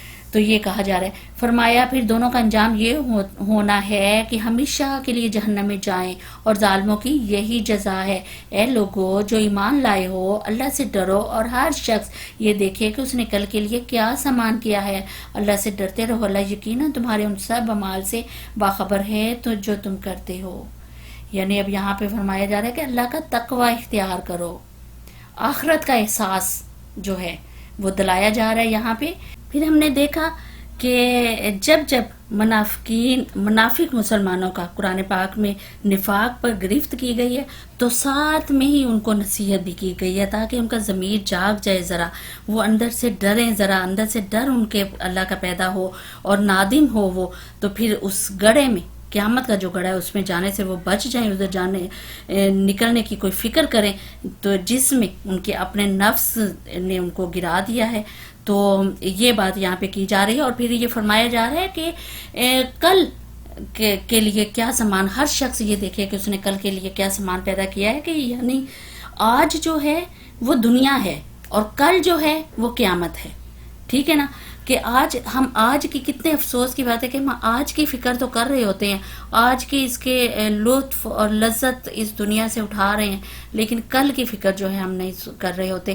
آج کے ہم کر رہے ہوتے ہیں کہ ہمارے پاس کھانے کو روٹی نہیں ہے، سر چھپانے کو جگہ نہیں ہے، اور اسی طرح وہ شخص بھی اپنے پاؤں پہ خود جو ہے کلہاڑی مار رہا ہوتا ہے جو اپنی دنیا جو ہے بنانے کی ہر وقت فکر میں لگا رہتا ہے، لیکن آخرت بنانے سے غافل۔ بالکل، تو ہمیں بھی یہاں پہ سوچنا ہے اور ہمیں دھیان اس چیز کی طرف کرنا ہے کہ کیا ہمارا بھی یہی معاملہ تو نہیں ہے کہ ہم دنیا بنانے میں تو لگے ہوئے ہیں لیکن آخرت کی ہمیں کوئی فکر ہی نہ ہو، کہ اپنے کل کی آج بنانے میں ہم مگن ہیں لیکن کل جو آنے والا ہے اس کی ہم فکر نہیں کر رہے ہیں۔ تو لہٰذا اس کی ہمیں فکر کرنی ہے، اپنے کل کی، اپنے کل کو ہم نے بچانا ہے، وہ سرمایہ اکٹھا کرنا ہے ہمیں، وہ جو ہمارے آخرت میں ہمارے کام آئے۔ فرمایا یہی لوگ فاسق ہیں، دوزخ میں جانے والے اور جنت میں جانے والے کبھی یکساں نہیں ہو سکتے، جنت میں جانے والے ہی اصل میں کامیاب ہیں۔ اب یہاں پہ ایک مثال دی جا رہی ہے، اگر ہم نے یہ قرآن کسی پہاڑ پر بھی اتار دیا ہوتا تو تم دیکھتے کہ وہ اللہ کے خوف سے دبا جا رہا ہے اور پھٹا پڑتا ہے۔ یعنی یہاں پہ بتایا جا رہا ہے کہ قرآن جس طرح خدا کی کبریائی اور اس کے حضور بندے کی ذمہ داری کا جو جواب دہی ہے اس کو صاف صاف بیان کیا جا رہا ہے کہ اتنا یہ اہم اور اتنا فہم ہے کہ اگر پہاڑ جیسی عظیم مخلوق کو بھی، کہ کتنا طاقتور ہوتا ہے پہاڑ، کہ اس کو بھی اگر یہ نصیب کیا جاتا تو اسے معلوم ہو جاتا کہ اس کو کس رب نے کے سامنے اپنے اعمال کی جواب دہی کرنی ہے، کس رب نے اس کو نازل کیا ہے، تو وہ اس خوف سے کانپ اٹھتا۔ لیکن حیرت ہے کہ انسان نے بے فکری کے عالم میں اس کو جو قرآن کو سمجھتا ہے اور اس کے ذریعے سے حقیقت حال جان چکا ہے، اور پھر بھی اس پر وہ خوف جو ہے وہ طاری نہیں ہوتا۔ ایک مثال صرف اللہ تعالیٰ کا یہاں پہ دینے کا مقصد ہے کہ یہ اتنی بھاری ذمہ داری ہے۔ آپ دیکھیں کہ اقامت دین کی ذمہ داری کتنی بھاری ذمہ داری ہے، کوئی آسان کام نہیں ہے۔ تو یہاں پہ یہی کہا جائے کہ ایک مضبوط چیز نے اس ذمہ داری کو لینے سے جو ہے انکار کر دیا کہ وہ کانپ اٹھتا اگر اس کے اوپر یہ ذمہ داری ڈالی جاتی۔ لیکن انسان جس کو سمجھ بوجھ بھی اللہ تعالیٰ نے دی ہے، جس کو عقل و شعور بھی اللہ تعالیٰ نے دیا ہے، جس کو اشرف المخلوقات اللہ نے بنایا ہے، وہ اس کتاب کو سمجھ لینے کے باوجود بھی اپنی ذمہ داریاں جو ہیں وہ صحیح طرح سے ادا نہیں کر رہا، یعنی اس کی ذمہ داری اٹھانے کی ذمہ داری جو ہے وہ ادا نہیں کر رہا۔ تو اس کو اللہ تعالیٰ نے ایک پہاڑ سے، کہ وہ کیونکہ خوب طاقتور ہوتا ہے، خوب یعنی کہ جمع ہوا اور اپنی جگہ پہ وہ ہے، تو اس سے اس کی مثال دی ہے ایک کہ انسان جو ہے وہ اتنا کمزور، ایک پہاڑ سے بھی زیادہ کمزور ہے، کہ عقل شعور سمجھ بوجھ رکھنے کے باوجود بھی وہ اس ذمہ داری کو صحیح طرح سے ادا جو ہے نہیں کر پا رہا، اور اس نے اس ذمہ داری کو اٹھا لیا اپنے کندھوں پہ۔ تو یہ فرمایا یہ مثالیں ہم لوگوں کے سامنے اس لیے بیان کرتے ہیں کہ وہ اپنی حالت پر غور کریں۔ وہ اللہ ہی ہے جس کے سوا کوئی معبود نہیں، غائب اور ظاہر ہر چیز کا جاننے والا، یعنی وہ غائب بھی ہر چیز کا جاننے والا ہے، وہی ایک اللہ ہے، وہی رحمان اور رحیم ہے۔ وہ اللہ ہی ہے جس کے سوا کوئی معبود نہیں، وہ بادشاہ ہے نہایت مقدس، سراسر سلامتی، امن دینے والا، نگہبان، سب پر غالب، اپنا حکم بزور نافذ کرنے والا اور بڑا ہی ہو کر رہنے والا۔ اب یہ اللہ تعالیٰ کی صفات حمیدہ کا ذکر یہاں پہ کیا جا رہا ہے، تقریباً 8 صفات حمیدہ، اسماء الحسنہ کا ذکر یہاں پہ کیا گیا ہے، کہ یعنی وہ اللہ ہے جو نگہبان بھی ہے، سب پر غالب ہے اور سب کچھ جانتا ہے۔ وہ فرمایا پاک ہے اللہ اس شرک سے جو لوگ کر رہے ہیں، وہ اللہ ہی ہے جو تخلیق کا منصوبہ بنانے والا اور اس کو نافذ کرنے والا ہے اور اس کے مطابق صورت گری کرنے والا ہے۔ اس کے لیے بہترین نام ہے، ہر چیز جو آسمان اور زمین میں ہے اس کی تسبیح کر رہی ہے، اور وہ زبردست اور حکیم ہے۔ یعنی ہر چیز جو ہے اللہ تعالیٰ کی حقیقت یہاں پہ بتائی گئی ہے کہ اللہ تعالیٰ کی حقیقت میں بڑا ہے وہ سب سے، اور ہر کائنات کی ہر چیز جو ہے اس کے مقابلے میں حقیر ہے بالکل۔ اس لیے اس کا بڑا ہونا اور بڑا ہی ہو کر رہنا، اور یہ کہ ایک اس کی بڑی صفت ہے اس کی کہ وہ بہت زیادہ بلکہ خوبیوں کا مالک ہے، کہ اس کے سوا کوئی نہیں ہے جو پیدا کر سکتا ہو، جو صورتیں بنا سکتا ہو، صورت گری کر سکتا ہو، جو آسمان زمین بنا سکتا ہو، ساری کائنات بنا سکتا ہو۔ پھر فرمایا گیا کہ ساری کائنات جو ہے اس کی تسبیح کرتی ہے، یعنی اس کی حمد و ثنا کرتی ہے۔ یہ فرمایا گیا ہے کہ ہر چیز اس کی حمد و ثنا کر رہی ہے۔ یہ سورہ حشر، آگے ہے سورہ ممتحنہ، اس کو انشاءاللہ سمجھنے کی کوشش کرتے ہیں۔ سورہ ممتحنہ ترتیب کے لحاظ سے 60 نمبر ہے، نزول کے اعتبار سے 91 نمبر ہے۔ ممتحنہ کا مطلب ہے وہ عورت جس کا امتحان لیا جائے۔ تو اس صورت میں 3 حصوں کے اوپر بات ہوئی ہے۔ ایک یہ کہ حضرت حاتب بن ابی بلتا کے اس ایک کام ان سے فعل جو ہے وہ اس پر سخت ان کی گرفت کی گئی کہ انہوں نے محض اپنے اہل و عیال کو بچانے کی خاطر نبی پاک صلی اللہ علیہ وسلم کے نہایت اہم جنگی راز جو تھے وہ دشمنوں کو ان سے خبردار کر دیا تھا، یعنی ان کو بتا دیے تھے وہ کہ اگر بر وقت ان کو نہ خبر ہوتی، نہ بر وقت ان کو روک نہ دیا جاتا تو ایک بڑی جنگ جو ہے وہ ہو جاتی، جس میں مسلمانوں کی کافی جانیں جو ہیں وہ ضائع ہو جاتی۔ تو اس چیز کے اوپر پھر اللہ تعالیٰ نے اس شدید غلطی پر تنبیہ فرماتے ہوئے اللہ تعالیٰ نے تمام اہل ایمان کو یہ تعلیم دی کہ کسی مومن کو کسی حال میں بھی کسی غرض کے لیے بھی اسلام کے دشمن کافروں کے ساتھ محبت اور دوستی کا جو تعلق ہے وہ نہیں رکھنا، یعنی تعلق کو توڑنا ہے۔ یہ فرمایا گیا۔ دوسرا جو بات ہوئی وہ یہ کہ ایک اہم معاشرتی مسئلے کے اوپر فیصلہ کیا گیا جو اس وقت بڑی پیچیدگی پیدا کر گیا تھا کہ مکہ میں بہت سے ایسی مسلمان عورتیں ایسی تھیں جن کے شوہر کافر تھے اور کسی نہ کسی طریقے سے وہ ہجرت کر کے مدینہ پہنچ گئی تھی. تو اسی طرح مدینہ میں بہت زیادہ مسلمان مرد ایسے تھے جن کی بیویاں جو تھی وہ کافر تھے اور وہ مرد جو تھے وہ ہجرت کر کے آگے تھے.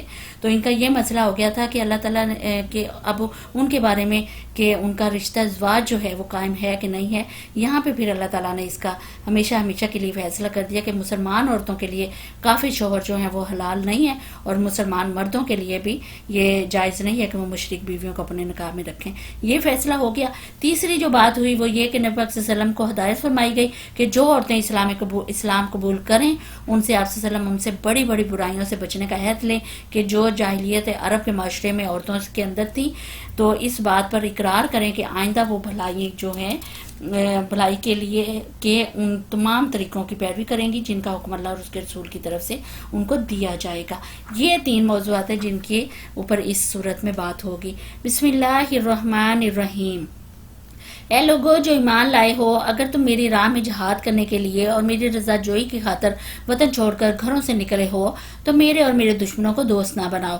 تم ان کے ساتھ دوستی کی طرح ڈالتے ہو، حالانکہ جو حق تمہارے پاس آیا ہے اس کو ماننے سے وہ انکار کر چکے ہیں. اور ان کی روش یہ ہے کہ رسول کو اور خود تم کو صرف اس قصور پر جلاوطن کرتے ہیں کہ تم اپنے رب اور اللہ پر ایمان لائے ہو.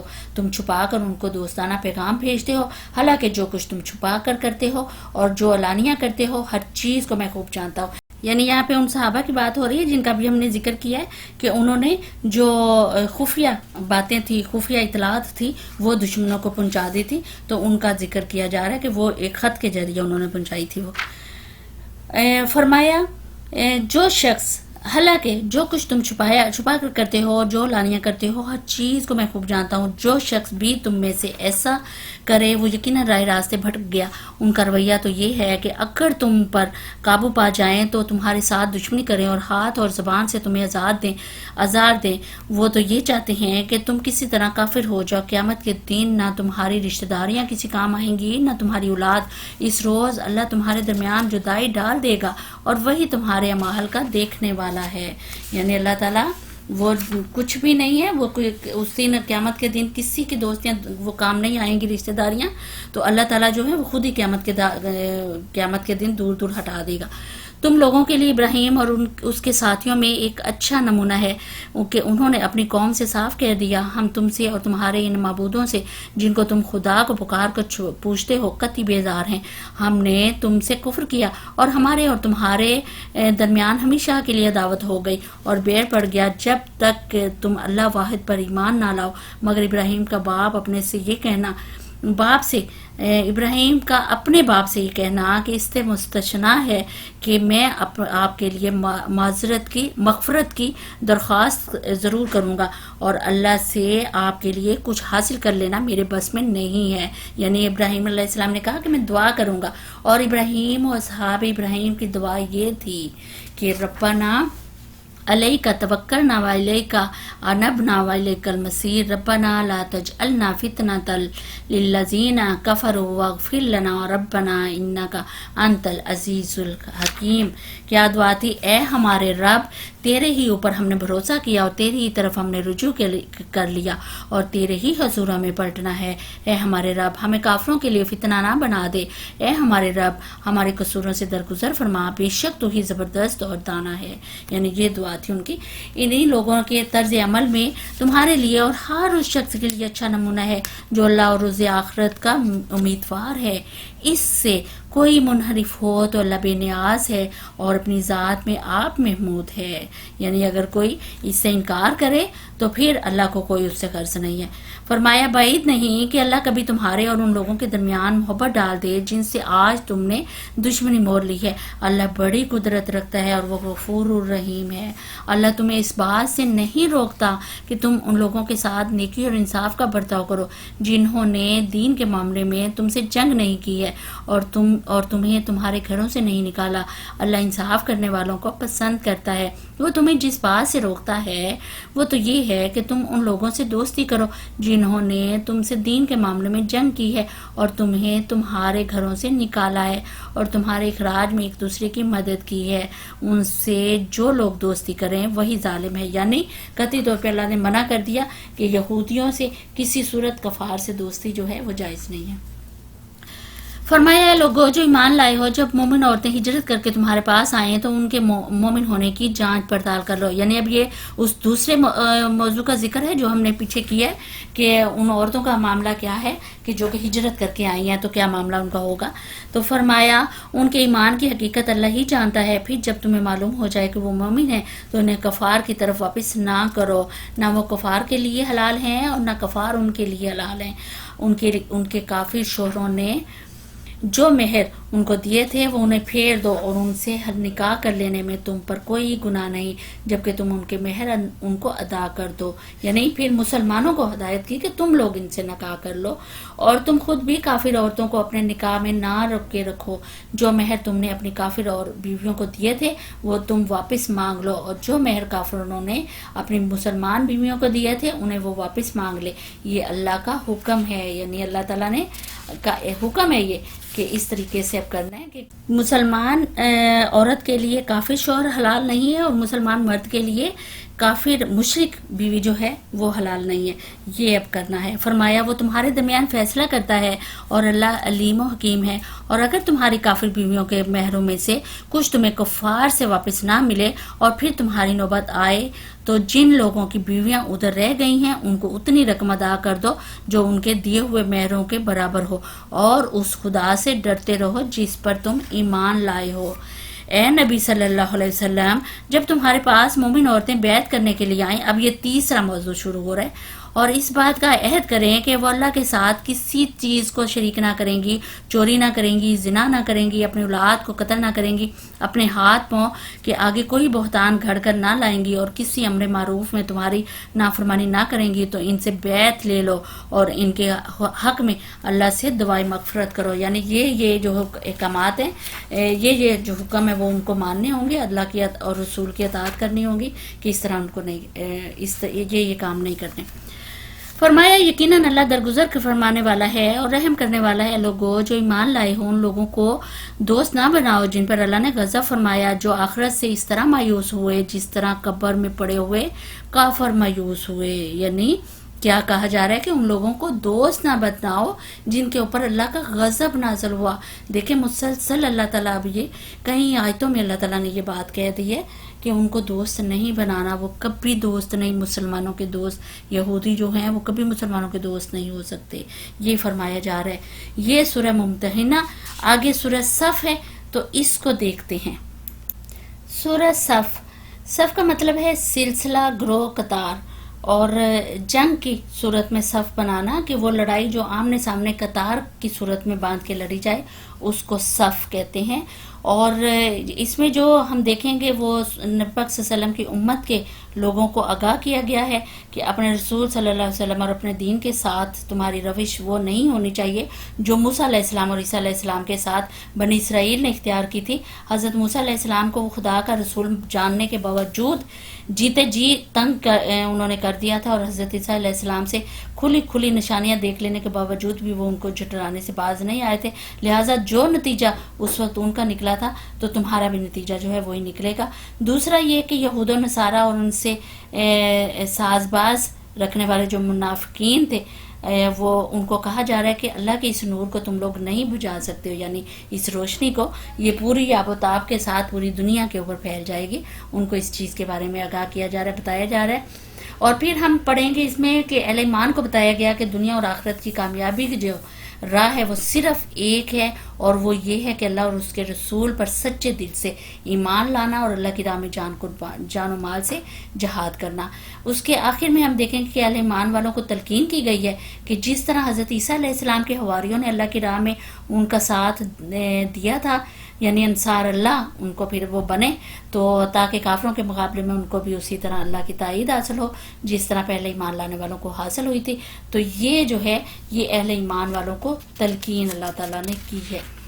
بسم اللہ الرحمن الرحیم. اللہ کی تسبیح کی ہے ہر اس چیز نے جو آسمان اور زمین میں ہے، وہ غالب اور حکیم ہے.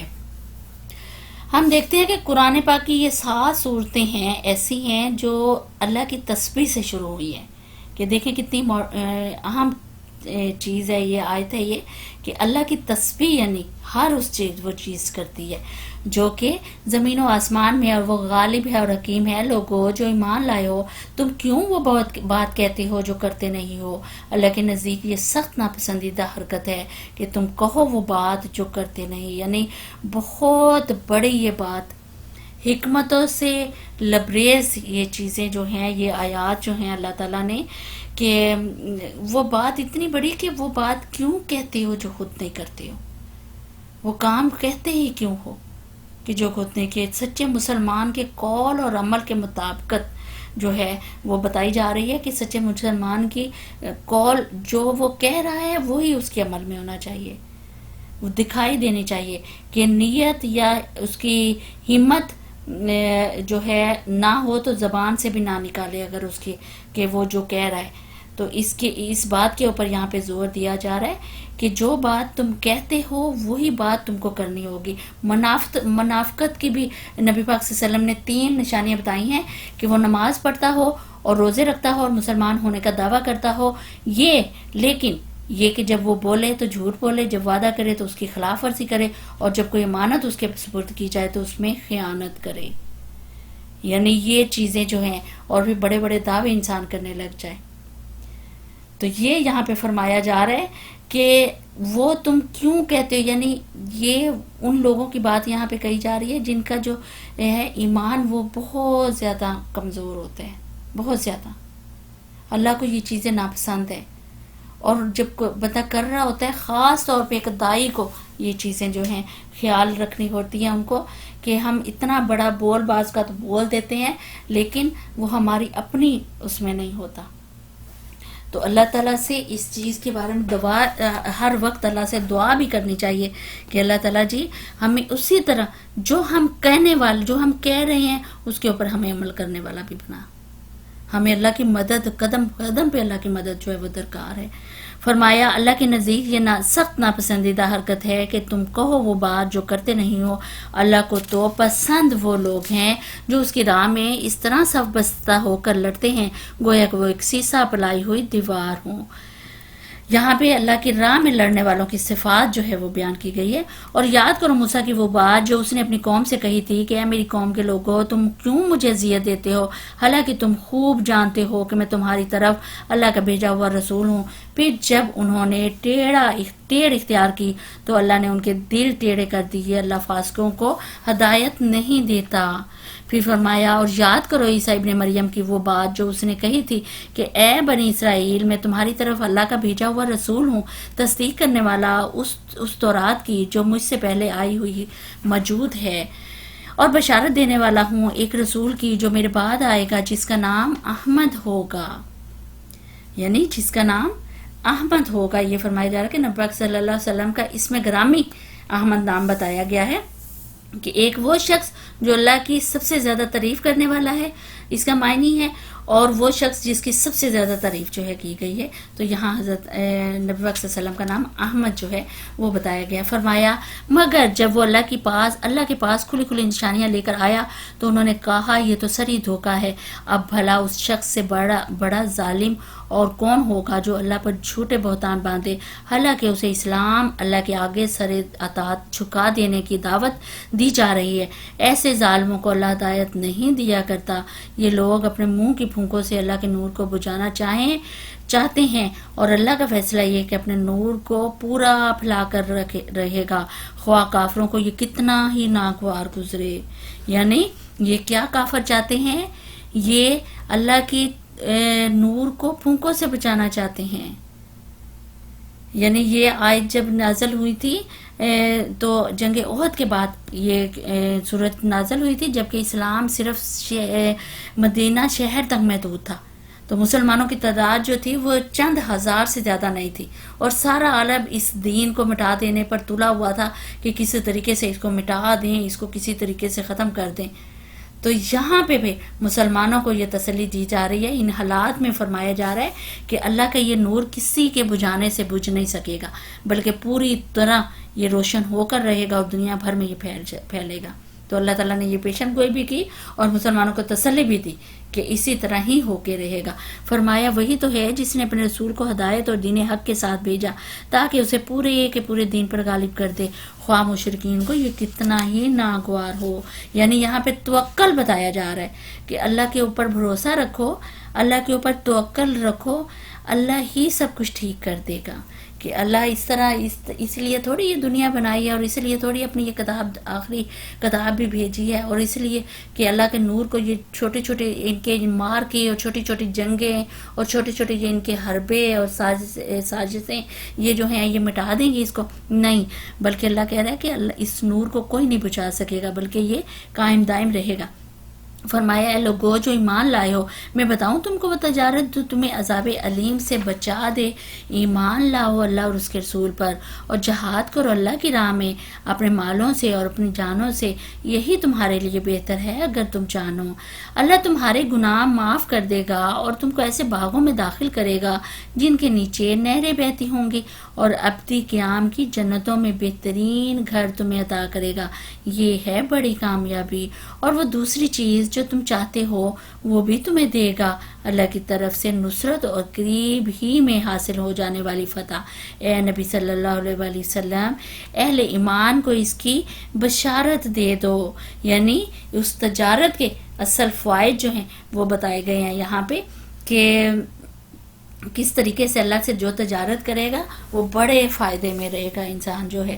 اس کے 3 فائدے یہاں پہ بتائے جا رہے ہیں۔ ایک تو یہ کہ آخرت کی ابدی زندگی حاصل ہو جائے گی، دوسرا یہ کہ خدا کے عذاب سے وہ محفوظ رہے گا، اور تیسرا یہ کہ خدا کی اس جنت میں داخل ہوگا جس میں بے شمار نعمتیں جو ہیں وہ ہیں وہاں پہ۔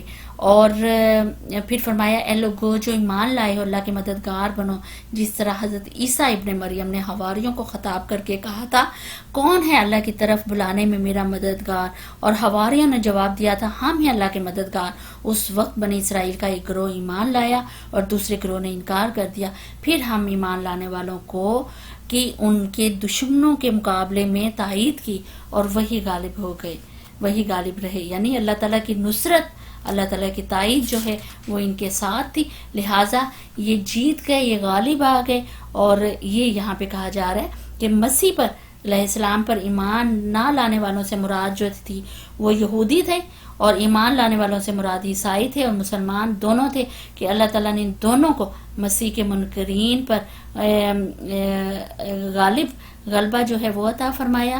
اور پھر یہ کہ حضرت عیسیٰ علیہ السلام کے ماننے والے ان کا انکار کرنے والوں پر غالب آ چکے تھے یہ لوگ، اسی طرح محمد صلی اللہ علیہ وسلم کے ماننے والے آپ صلی اللہ علیہ وسلم کا انکار کرنے والوں پر بھی غالب آ کے رہیں گے۔ یہ اللہ تعالیٰ تسلی دے رہے ہیں۔ آگے سورہ جمعہ ترتیب کے لحاظ سے 62 نمبر ہے، نزول کے اعتبار سے 110 نمبر ہے۔ اس سورہ مبارکہ میں جمعے کے جو تمام کے تمام احکامات ہیں وہ بیان کیے گئے ہیں، تو اس مناسبت سے اس سورت کا نام سورہ جمعہ رکھا گیا۔ بسم اللہ الرحمن الرحیم۔ اللہ کی تسبیح کر رہی ہے ہر وہ چیز جو آسمان میں ہے اور ہر وہ چیز جو زمین میں ہے، بادشاہ ہے، قدوس ہے، زبردست اور حکیم ہے۔ وہی ہے جس نے امیوں کے اندر ایک رسول خود انہی میں سے اٹھایا، یعنی ان پڑھوں کے اندر ایک رسول جو ہے وہ اٹھایا جو جانتے بوجھتے نہیں تھے، جو انہیں اس کی آیات سناتا ہے، ان کی زندگی سنوارتا ہے اور ان کو کتاب اور حکمت کی تعلیم دیتا ہے، حالانکہ اس سے پہلے وہ کھلی گمراہی میں پڑے ہوئے تھے، اور رسول کی بعثت ان دوسرے لوگوں کے لیے بھی ہے جو ابھی ان سے نہیں ملے ہیں۔ اللہ زبردست اور حکیم ہے، یہ اس کا فضل ہے جسے چاہتا ہے دیتا ہے، اور وہ بڑا فضل فرمانے والا ہے۔ فرمایا جن لوگوں کو تورات کا حامل بنایا گیا تھا مگر انہوں نے اس کا باز نہ بار نہ اٹھایا ان کی مثال اس گدھے کی سی ہے. یعنی جن کو تورات جو ہے وہ دی گئی تھی لیکن انہوں نے انکار کر دیا, انہوں نے اس کا اٹھایا نہ بار, تو ان کی مثال اس طرح کی ہے, اس گدھے سی ہے جس پر کتابیں لدی ہوئی ہیں. اس سے بھی زیادہ بری مثال ان لوگوں کی جنہوں نے اللہ کی آیات کو جھٹلا دیا. ایسے ظالموں کو اللہ ہدایت نہیں دیا کرتا.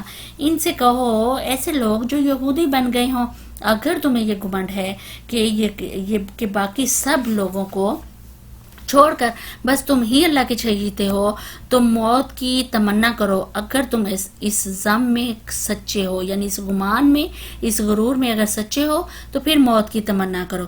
تو آگے اللہ تعالیٰ فرما رہے ہیں یہ ہرگز اس کی تمنا نہ کریں گے اپنے کرتوتوں کی وجہ سے جو یہ کر چکے ہیں. یعنی اپنے کرتوت, ان کے کرتوت اس طرح کے ہیں کہ یہ تمنا اس چیز کی کریں گے ہی نہیں, موت کی. اور اللہ ان ظالموں کو خوب جانتا ہے. ان سے کہو جس موت سے تم جھانکتے ہو وہ تو تم کو آ کر رہے گی, پھر تم اس کے سامنے پیش کیے جاؤ گے جو پشیدہ و ظاہر کا جاننے والا ہے, اور وہ تمہیں بتا دے گا کہ تم کیا کچھ کرتے رہے ہو.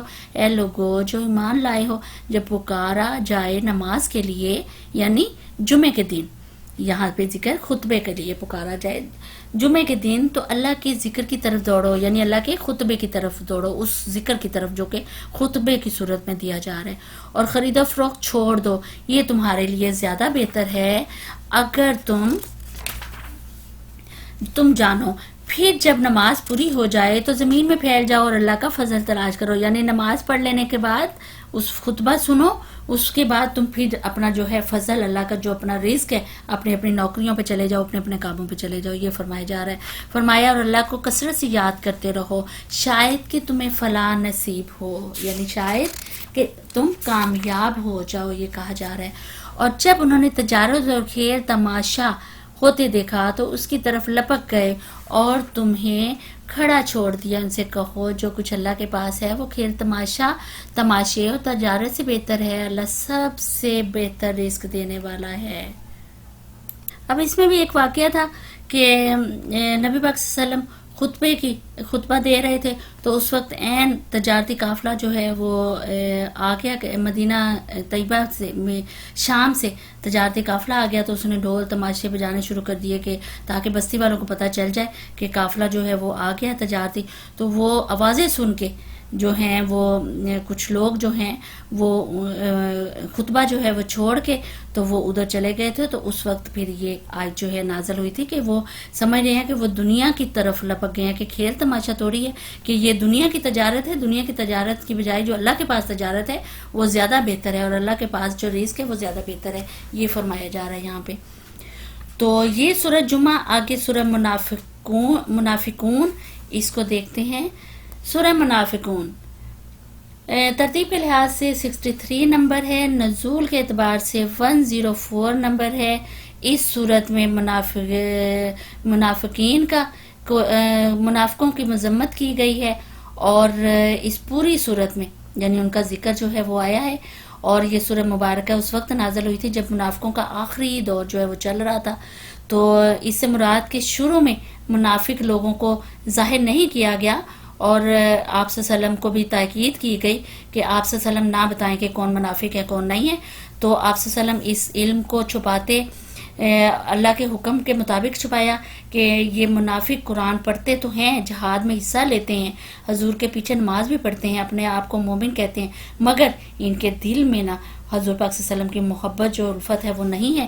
تو لیکن پھر آخر میں ان کے منافقت کو ظاہر کر دیا گیا, اور پھر حضور پاک صلی اللہ علیہ وسلم نے ایک ایک کا نام لے کر بتایا کہ اس کے دل میں میری محبت نہیں ہے. جب اللہ کے رسول کی محبت نہیں ہوگی تو اس سے پھر اللہ کی بھی محبت نہیں کرتا. تو یہ اس صورت میں یعنی منافقین کے بارے میں ذکر کیا گیا اس صورت میں. تو وہ ہم دیکھیں گے. بسم اللہ الرحمن الرحیم. اے نبی صلی اللہ علیہ وسلم, جب یہ منافق تمہارے پاس آتے ہیں تو کہتے ہیں ہم گواہی دیتے ہیں کہ آپ صلی اللہ علیہ وسلم یقیناً اللہ کے رسول ہیں. ہاں اللہ جانتا ہے کہ تم ضرور اس کے رسول ہو, مگر اللہ گواہی دیتا ہے کہ یہ منافق قطعی جھوٹے ہیں.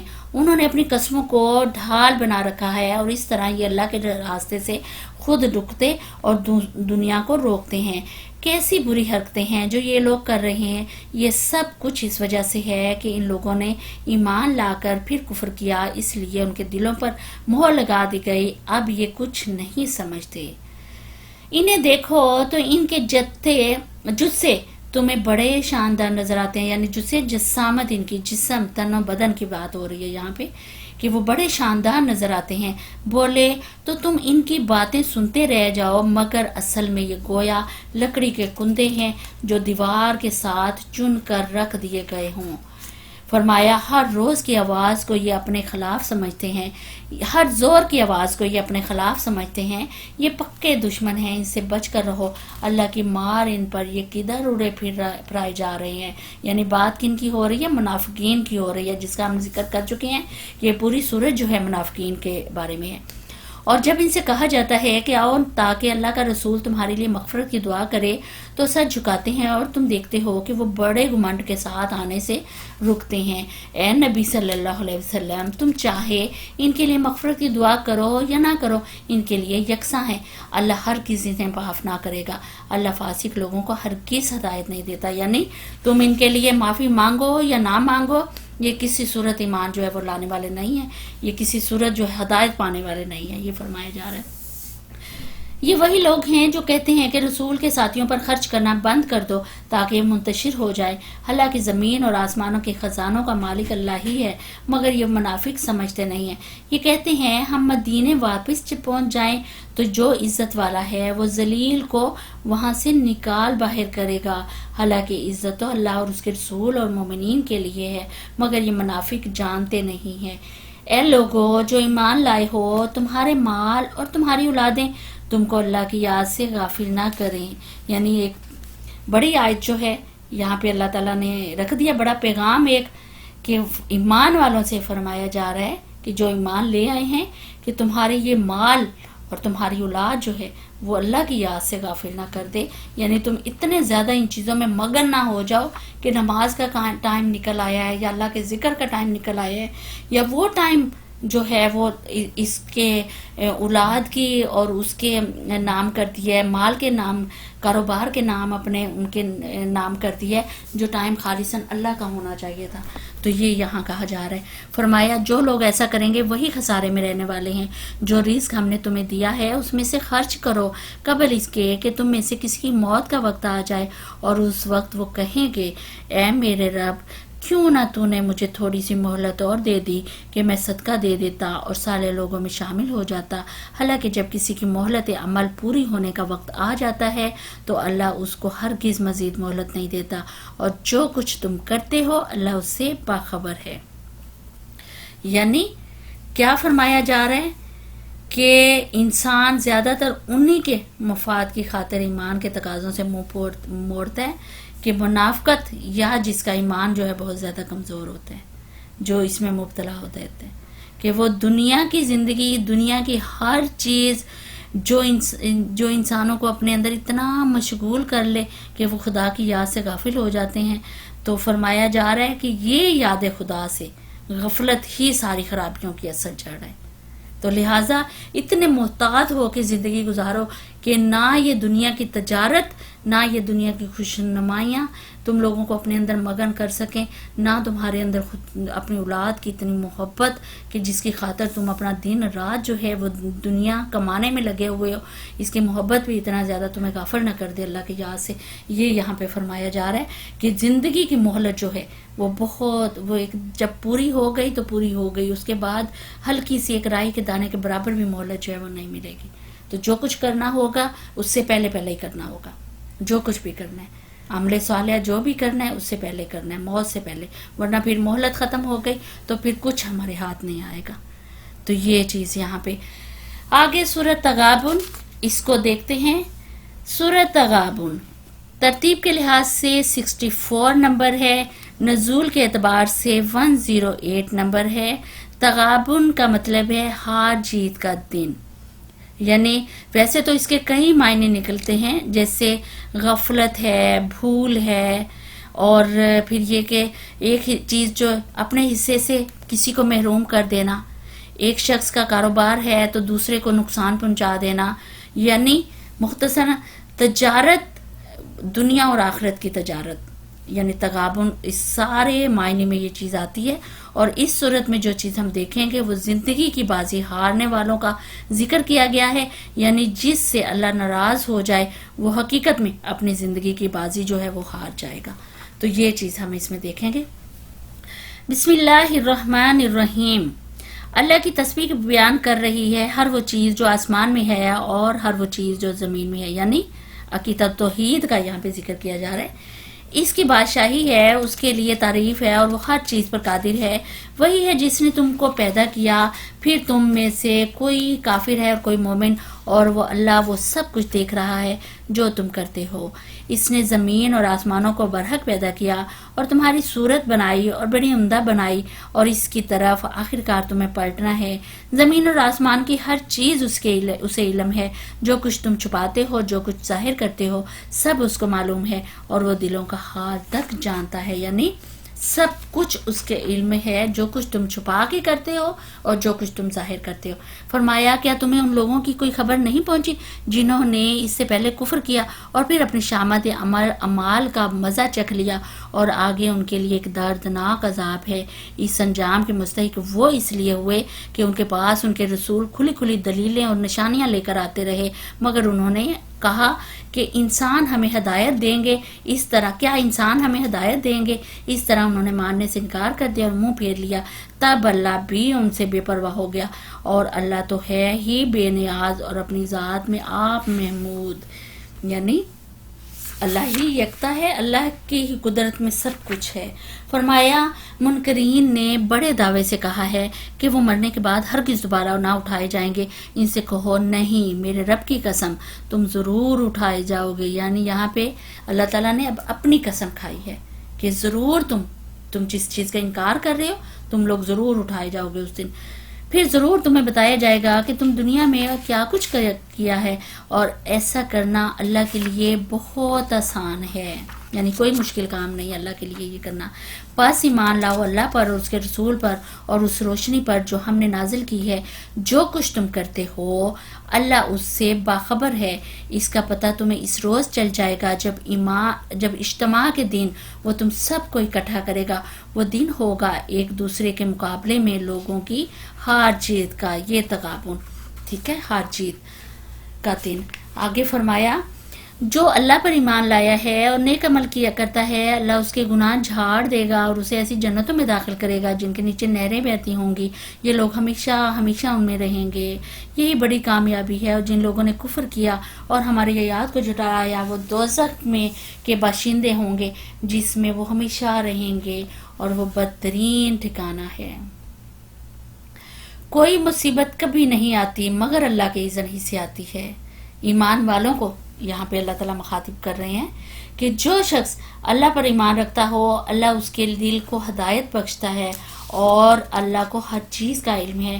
اللہ کی اطاعت کرو اور رسول کی اطاعت کرو، لیکن اگر تم اطاعت سے منہ موڑتے ہو تو ہمارے رسول پر صاف صاف حق پہنچا دینے کے سوا کوئی ذمہ داری نہیں ہے. اللہ وہ ہے جس کے سوا کوئی خدا نہیں، لہٰذا ایمان لانے والوں کو اللہ ہی پر بھروسہ کرنا چاہیے. یعنی رسول کے اوپر کیا ذمہ داری ہے؟ صرف اس کا کام ہے پہنچا دینا. ماننا یا نہ ماننا کہ تمہارا کام ہے، تو رسول کا کام یہی ہے. اور پھر کہا گیا ہے کہ بھروسہ صرف ایمان والے جو ہیں وہ اللہ پہ کرتے ہیں. فرمایا اے لوگو جو ایمان لائے ہو، تمہاری بیویاں اور تمہاری اولاد میں سے بعض تمہارے دشمن ہیں، ان سے ہوشیار رہو. اور اگر تم غفور عفو درگزر سے کام لو اور معاف کر دو تو اللہ غفور الرحیم ہے. تمہارے مال تمہاری اولاد تو ایک آزمائش ہے. یعنی کیوں ان کو کہا گیا ہے، کیوں کہا گیا کہ یہ دشمن ہے؟ اس لیے کہ یہ ایمان جو ہے انسان کے ایمان کو کمزور کر دینے والی چیزیں ہیں.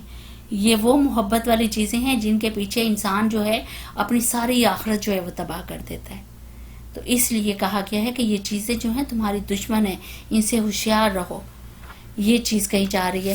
اور پھر آگے اللہ تعالیٰ فرما رہے ہیں، فرمایا تمہارے مال اور تمہاری اولاد تو ایک آزمائش ہے اور اللہ ہی ہے جس کے پاس بڑا اجر ہے. یعنی یہ ایک آزمائش ہے.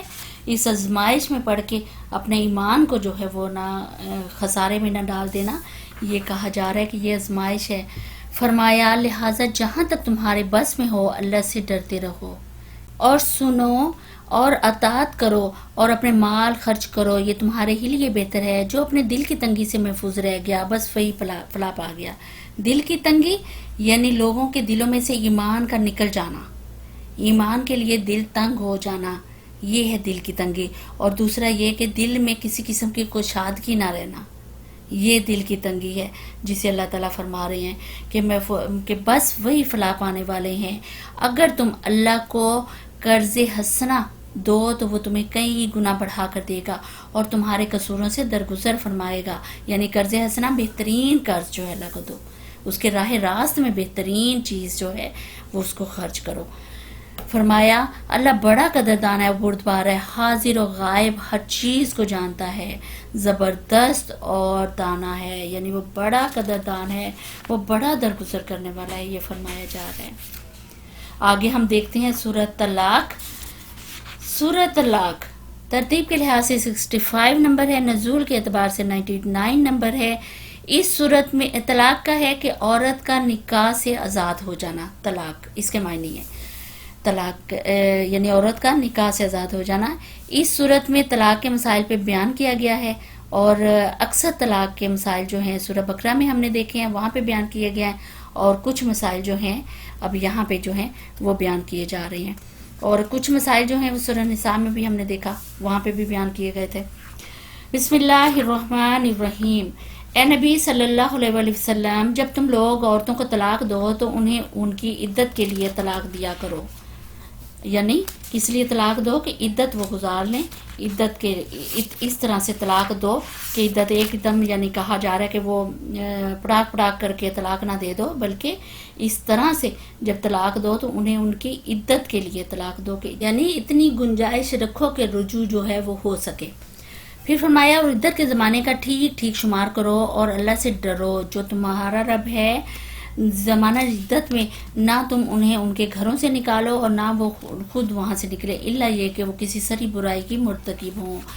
یہ اللہ کی مقرر کردہ حدیں ہیں، اور جو کوئی اللہ کی حدوں سے تجاوز کرے گا وہ اپنے اوپر خود ظلم کرے گا۔ تم نہیں جانتے شاید اس کے بعد اللہ موافقت کی کوئی صورت پیدا کر دے، یعنی کہ وہ اگر رہیں گی اس طریقے سے اللہ کے جس طرح کہا ہے مقرر کی ہیں حدیں، اس طرح سے طلاق دو گے تو وہ رہیں گے گھروں میں، تو ہو سکتا ہے کوئی رجوع کی صورت جو ہے وہ نکل آئے۔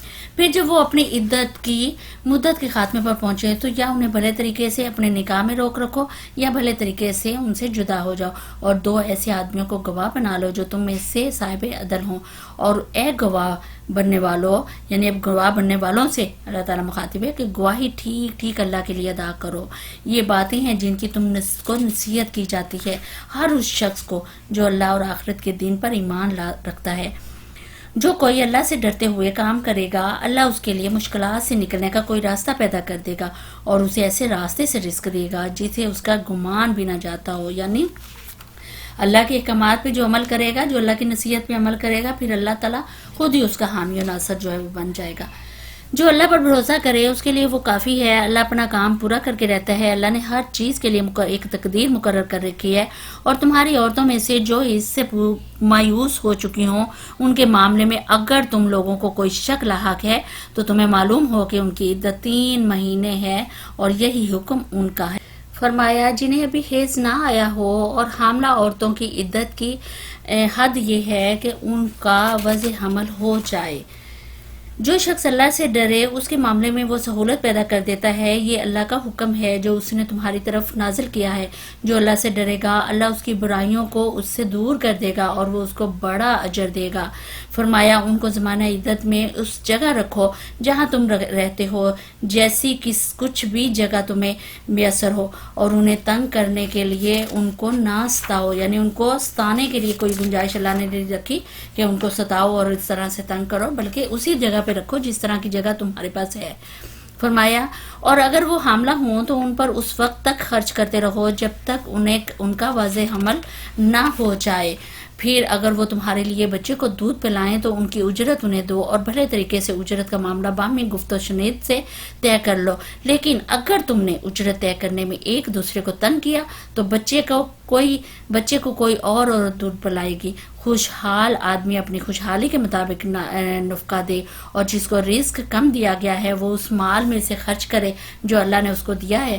اللہ نے جس کو جتنا کچھ دیا ہے اس سے زیادہ کا وہ اسے مکلف نہیں کرتا، یعنی اس کو تکلیف نہیں دیتا، اس کے اوپر ذمہ داری نہیں ڈالتا. اللہ تعالیٰ کہہ رہے ہیں اس سے زیادہ کی بعید نہیں کہ اللہ تنگ دستی کے بعد فراغ دستی بھی عطا فرما دے.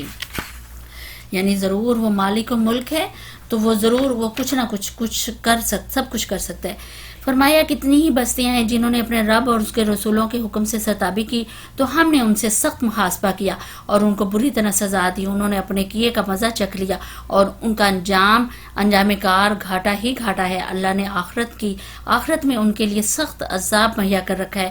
بس اللہ سے ڈرو اے صاحب عقل لوگو جو ایمان لائے ہو. اللہ نے تمہاری طرف ایک نصیحت نازل کر دی ہے، ایک ایسا رسول جو تم کو اللہ کی صاف صاف ہدایت دینے والی آیات سناتا ہے تاکہ ایمان لانے والوں اور نیک عمل کرنے والوں کو تاریکیوں سے نکال کر روشنی میں لے آئے. جو کوئی اللہ پر ایمان لائے اور نیک عمل کرے اللہ اسے ایسی جنتوں میں داخل کرے گا جن کے نیرے نہریں بہتی ہوں گی. یہ لوگ ان میں ہمیشہ رہیں گے. اللہ نے ایسے شخص کے لیے بہترین رزق رکھا ہے. اللہ وہ ہے جس نے 7 آسمان بنائے اور زمین کی قسم سے بھی انہی کے مانند ان کے درمیان حکم نازل ہوتا رہتا ہے. یہ بات تمہیں اس لیے بتائی جا رہی ہے تاکہ تم جان لو کہ اللہ ہر چیز پر قدرت رکھتا ہے اور کہ اللہ کا علم ہر چیز پر محیط ہے.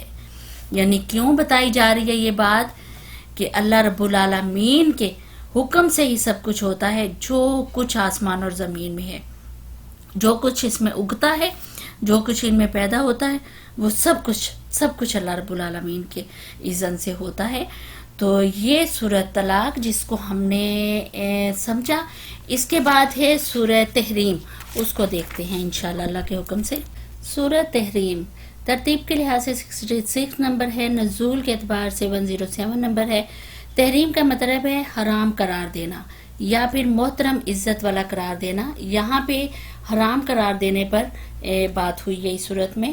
اور اس کا موضوع اگر دیکھیں تو اس صورت میں ایک بڑی بات یہ کہ جس میں رسول پاک صلی اللہ علیہ وسلم کی ازواج مطہرات کے متعلق بعض واقعات کی طرف اشارہ کیا گیا ہے. ایک یہ کہ حلال و حرام اور جائز و ناجائز کے حدود مقرر کرنے کے اختیارات قطعی طور پر اللہ تعالیٰ کے ہی ہاتھ میں ہیں. اور دوسرا جو اشارہ کیا گیا وہ یہ کہ انسانی معاشرے میں نبی کا مقام جو ہے وہ انتہائی نازک ہے، یعنی وہ کوئی عام آدمی نہیں ہے.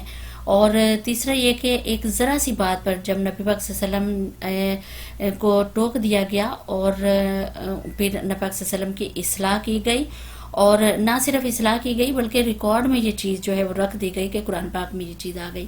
اور چوتھی بات جو اس کلام میں جو سامنے آتی ہے وہ یہ کہ جس رسول مقدس کی عزت و حرمت کو اللہ تعالیٰ خود اپنے بندوں کے حق میں لازماً ایمان قرار دیتا ہے، اس کے متعلق اس صورت میں بیان کیا گیا ہے کہ اس نے اپنی بیویوں کو خوش کرنے کے لیے ایک مرتبہ اللہ کی حلال کی ہوئی چیز اپنے اوپر حرام کر لی تھی. اور جن ازواج مطہرات کو اللہ تعالیٰ خود تمام اہل ایمان کی ماں قرار دیتا ہے اور جن کے احترام کا اس نے خود مسلمانوں کو حکم دیا ہے، انہی کو اس نے بعض غلطیوں پر اس صورت میں شدت سے تنبیہ فرمائی ہے. پھر نبی پر بھی گرفت اور ازواج مطہرات کو بھی تنبیہ میں کوئی خفیہ طور پہ نہیں رکھی گئی بلکہ اس کتاب یعنی قرآن پاک میں اس کو درج کر دیا گیا تاکہ سارے لوگ جو ہیں وہ پڑھتے رہے، امت مسلمہ جو ہے وہ تلاوت کرتی رہے اس چیز کی. اور یہ کہ نبی جو ہیں وہ بشر ہیں تو ان سے بھی لغزش ہو سکتی ہے، لیکن کیونکہ وہ پلٹ آتے ہیں واپس اللہ کی طرف، تو یہ بتانا مقصود تھا. اور دوسری چیز یہ کہ اللہ کا دین بالکل بلاغ ہے اور اس میں ہر شخص کے لیے صرف وہی کچھ ہے جس کا وہ اپنے ایمان اور اعمال کے لحاظ سے مستحق ہو۔ پھر یہاں پہ ازواج مطہرات کے سامنے 3 قسم کی عورتوں کو بطور مثال کے طور پہ پیش کیا گیا اس صورت میں۔ ایک یہ کہ حضرت نوح علیہ السلام اور لوط علیہ السلام کی بیویوں کو کہ اگر وہ ایمان لے آتی اپنے شوہروں کو کا ساتھ دیتی تو آج وہ اس مقام پہ ہوتی جس مقام پہ آج ازواج مطہرات ہیں، لیکن چونکہ انہوں نے کہنا نہیں مانا، انہوں نے ایمان نہیں لایا، لہٰذا وہ جہنم کی مستحق جو ہیں وہ ہوئی۔ اور دوسری وہ فرعون کی بیوی جو کہ اگرچہ بدترین دشمن خدا کی بیوی تھی، لیکن چونکہ ایمان لے آئی تھی اور اس وجہ سے ان کا کفر، ان کا فرعون کی بیوی ہونا بھی ان کے عمل میں کوئی رستے میں رکاوٹ نہیں بنا۔ اور پھر آخر میں حضرت مریم علیہ السلام کی مثال پیش کی گئی، جنہیں یہ مرتبہ عظیم اس لیے ملا کہ اللہ نے جس شدید قسم کی آزمائش میں انہیں ڈالنے کا فیصلہ کیا تھا، انہوں نے وہاں پہ سر تسلیم خم کر دیا۔ تو یہ چیز جو ہے اس صورت میں بتائی گئی ہے۔ بسم اللہ الرحمن الرحیم۔ اے نبی صلی اللہ علیہ وآلہ وسلم، تم کیوں اس چیز کو حرام کرتے ہو جو اللہ نے تمہارے لیے حلال کی ہے؟ کیا اس لیے کہ تم اپنی بیویوں کی خوشی چاہتے ہو؟ اللہ معاف کرنے والا اور رحم فرمانے والا ہے۔ یعنی اس میں بھی یہ ہے کہ اللہ نے جس چیز کو حلال کیا ہے اسے حرام کرنے کا اختیار جو ہے وہ کسی کو بھی نہیں ہے، تو حتیٰ کہ خود نبی پاک صلی اللہ علیہ وسلم کو بھی اس چیز کا اختیار نہیں ہے، یہ اللہ تعالیٰ فرما رہے ہیں۔ یہاں پہ بھی ایک چھوٹا سا واقعہ تھا کہ نبی پاک صلی اللہ علیہ وسلم ہر بالعموم عصر کی نماز کے بعد تمام ازواج مطہرات کے ہاں چکر لگاتے تھے۔ تو ایک موقع پہ ایسا آیا کہ آپ صلی اللہ علیہ وسلم حضرت زینب رضی اللہ تعالیٰ عنہ کے ہاں جا کر زیادہ دیر تک بیٹھے رہے، کیونکہ ان کے ہاں کہیں سے شہد آیا ہوا تھا، تو حضور پاک صلی اللہ علیہ وسلم کو شہد پسند بہت تھا، تو اس لیے آپ صلی اللہ علیہ وسلم ان کے ہاں شہد جو ہے وہ شہد کا شربت نوش فرمایا۔ حضرت عائشہ رضی اللہ تعالیٰ عنہ بیان کرتی ہیں کہ مجھ کو اس پر رشک لاحق ہوا کہ میں نے حضرت حفصہ، حضرت سودا اور حضرت صفیہ سے مل کر یہ طے کیا کہ ہم میں سے جس کے پاس بھی آپ صلی اللہ علیہ وسلم آئیں گے تو وہ آپ صلی اللہ علیہ وسلم سے یہ کہیں گے کہ آپ کے منہ سے مغافر کی بو جو آ رہی ہے، یعنی شہد کی، ایک پھول ہے مغافر، اس کی خوشبو آ رہی ہے، جس میں سے اگر شہد کی مکھی اس سے شہد حاصل کرتی ہے تو اس کے اندر وہ رس بچ جاتا ہے۔ تو یہ بات سب کو معلوم تھی کہ حضور پاک صلی اللہ علیہ وسلم جو ہے منفاست پسند ہے، اور آپ صلی اللہ علیہ وسلم کو اس سے سخت نفرت ہے کہ آپ کے صلی اللہ علیہ وسلم کے پاس سے کسی قسم کی کوئی اسمیل جو ہے وہ آئے، تو آپ صلی اللہ علیہ وسلم کے اندر اس قسم کی بدبو پائی جائے، اسی لیے آپ صلی اللہ علیہ وسلم کو حضرت زینب کے ہاں ٹھہرانے سے روکنے کی خاطر یہ بیویوں نے ترتیب جو ہے یہ کی، اور یہ کارگر ہوئی۔ جب اس طرح 3-4 بیویوں نے مسلسل آپ صلی اللہ علیہ وسلم کو ایک ہی بات کہی تو پھر آپ صلی اللہ علیہ وسلم نے یہ عہد کر لیا کہ میں آئندہ سے شہد جو ہے وہ نہیں کھاؤں گا، تو اس کے اوپر آپ صلی اللہ علیہ وسلم کی پھر اللہ تعالیٰ نے جو ہے یہ آیت نازل کی۔ اللہ معاف کرنے والا ہے اور رحم فرمانے والا ہے۔ اللہ نے تم لوگوں کے لیے اپنی قسموں کی پابندیوں سے نکلنے کا طریقہ مقرر کر دیا ہے۔ اللہ تمہارا مولا ہے، یعنی کیا طریقہ مقرر کیا ہے کہ کفارہ دو، اپنی قسموں کو توڑنے کا، اس میں سے نکلنے کا یہ طریقہ نکالا ہے۔ اللہ تمہارا مولا ہے اور وہی علیم و حکیم ہے۔ اور یہ معاملہ بھی قابل توجہ ہے کہ نبی صلی اللہ علیہ وسلم نے ایک بات اپنی ایک بیوی سے راز میں کہی تھی، پھر جب اس بیوی نے کسی اور پر وہ راز ظاہر کر دیا اور اللہ نے نبی کو اس افشاء راز کی اطلاع دے دی، تو نبی صلی اللہ علیہ وسلم نے اس پر کس حد تک اس بیوی کو خبردار کیا اور کس حد تک اس سے درگزر کیا۔ پھر جب نبی صلی اللہ علیہ وسلم نے اسے افشاء راز کی یہ بات بتائی تو اس نے پوچھا کہ آپ صلی اللہ علیہ وسلم کو اس کی کس نے خبر دی؟ نبی صلی اللہ علیہ وسلم نے کہا کہ مجھے اس نے خبر دی جو سب کچھ جانتا ہے، خوب جانتا ہے۔ اس پر بھی یعنی ایک بات یہ تھی کہ ایک راز کی بات تھی جو نبی صلی اللہ علیہ وسلم نے اپنی ایک بیوی کو بتائی تھی، تو اس نے وہ راز نہیں رکھا، تو یہاں پہ یہ آیت جو ہے وہ نازل ہوئی۔ فرمایا اگر تم دونوں اللہ سے توبہ کرتی ہو تو یہ تمہارے لیے بہتر ہے، کیونکہ تمہارے دل سیدھی راہ سے ہٹ گئے ہیں، اور اگر نبی صلی اللہ علیہ وسلم کے مقابلے میں تم نے باہم جتھا بندی کی تو جان رکھو کہ اللہ اس کا مولا ہے، اور اس کے بعد جبرائیل علیہ السلام اور تمام صالح اہل ایمان اور سب ملائکہ اس کے ساتھی ہیں اور مددگار ہیں۔ بعید نہیں کہ اگر نبی تم سب بیویوں کو طلاق دے دے تو اللہ اسے ایسی بیویاں تمہارے بدلے میں عطا فرمائے گا جو تم سے بہتر ہوں، سچی مسلمان، با ایمان، اطاعت گزار، توبہ گزار، عبادت گزار اور روزہ دار، اور خواہ شوہر دیدہ ہوں یا باکرا۔ یعنی اس طرح کے اللہ تعالیٰ کہہ رہے کہ اگر تم خوش نہیں ہو تو پھر تمہارے بدلے اگر تم جانا چاہتی ہو، رخصت چاہتی ہو، تو پھر تمہارے بدلے میں اس طرح کی بیویاں نبی صلی اللہ علیہ وسلم کو عطا کر دوں گا۔ اے لوگو جو ایمان لائے ہو، بچاؤ اپنے آپ کو، اپنے اہل عیال کو اس آگ سے جس کا ایندھن انسان اور پتھر ہوں گے۔ اب یہاں پہ نقشہ کھینچا جا رہا ہے آخرت کا، جہنم کا، تو وہ بتایا جا رہا ہے جس پر نہایت تندخوش سخت گیر فرشتے مقرر ہوں گے جو کبھی اللہ کے حکم کی نافرمانی نہیں کرتے اور جو حکم بھی انہیں دیا جاتا ہے اسے بجا لاتے ہیں۔ اس وقت کہا جائے گا کہ اے کافرو، آج معذرتیں پیش نہ کرو، تمہیں تو ویسا ہی بدلہ دیا جا رہا ہے جیسے تم عمل کر کے آئے ہو۔ اے لوگو جو ایمان لائے ہو، اللہ سے توبہ کرو، خالص توبہ، بعید نہیں کہ اللہ تمہاری تو برائیاں تم سے دور کر دے اور تمہیں ایسی جنتیں داخل فرمائے جن کے نیچے نہریں بہ رہی ہوں۔ یہاں پہ اب توبہ کی راستہ بتایا جا رہا ہے کہ توبہ کرو اللہ کی طرف، اگر غلطیاں چھوٹی ہو بھی جاتی ہیں تو اللہ کی طرف پلٹ آؤ۔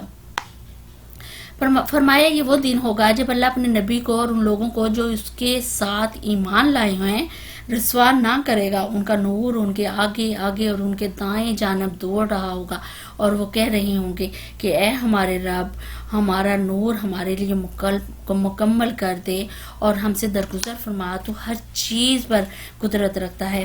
اے نبی صلی اللہ علیہ وسلم، کفار اور منافقین سے جہاد کرو اور ان کے ساتھ سختی سے پیش آؤ، ان کا ٹھکانہ جہنم ہے اور بہت برا ٹھکانہ ہے۔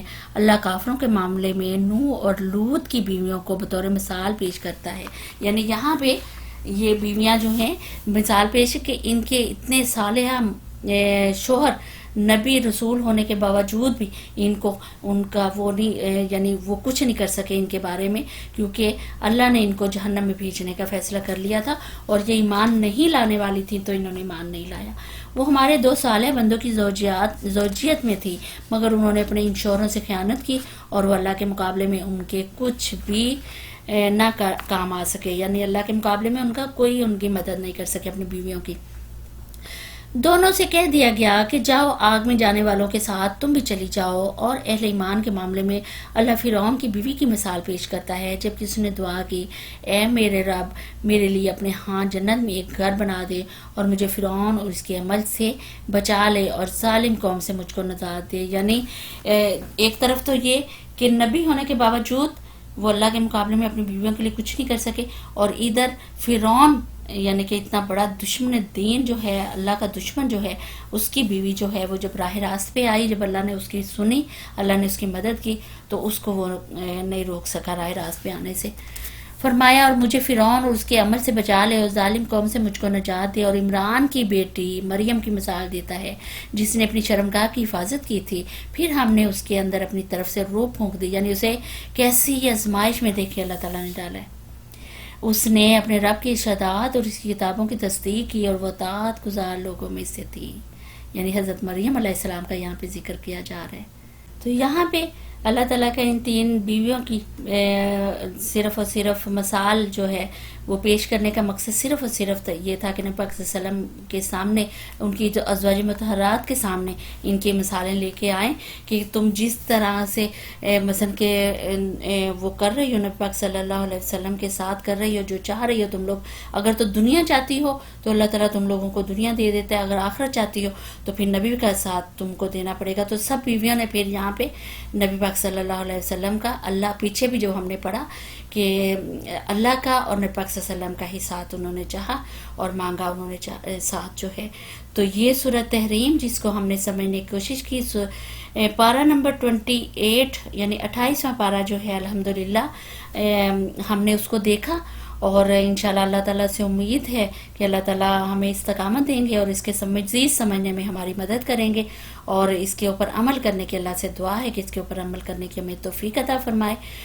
تو انشاءاللہ کل پھر ہم اپنا 29واں پارہ جو ہے اس کو سمجھنے کی کوشش کریں گے۔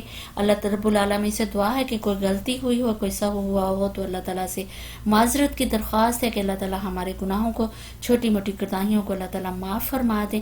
سبحانک اللہم و بحمدک، اشہد ان لا الہ الا انت، استغفرک و اتوب الیک۔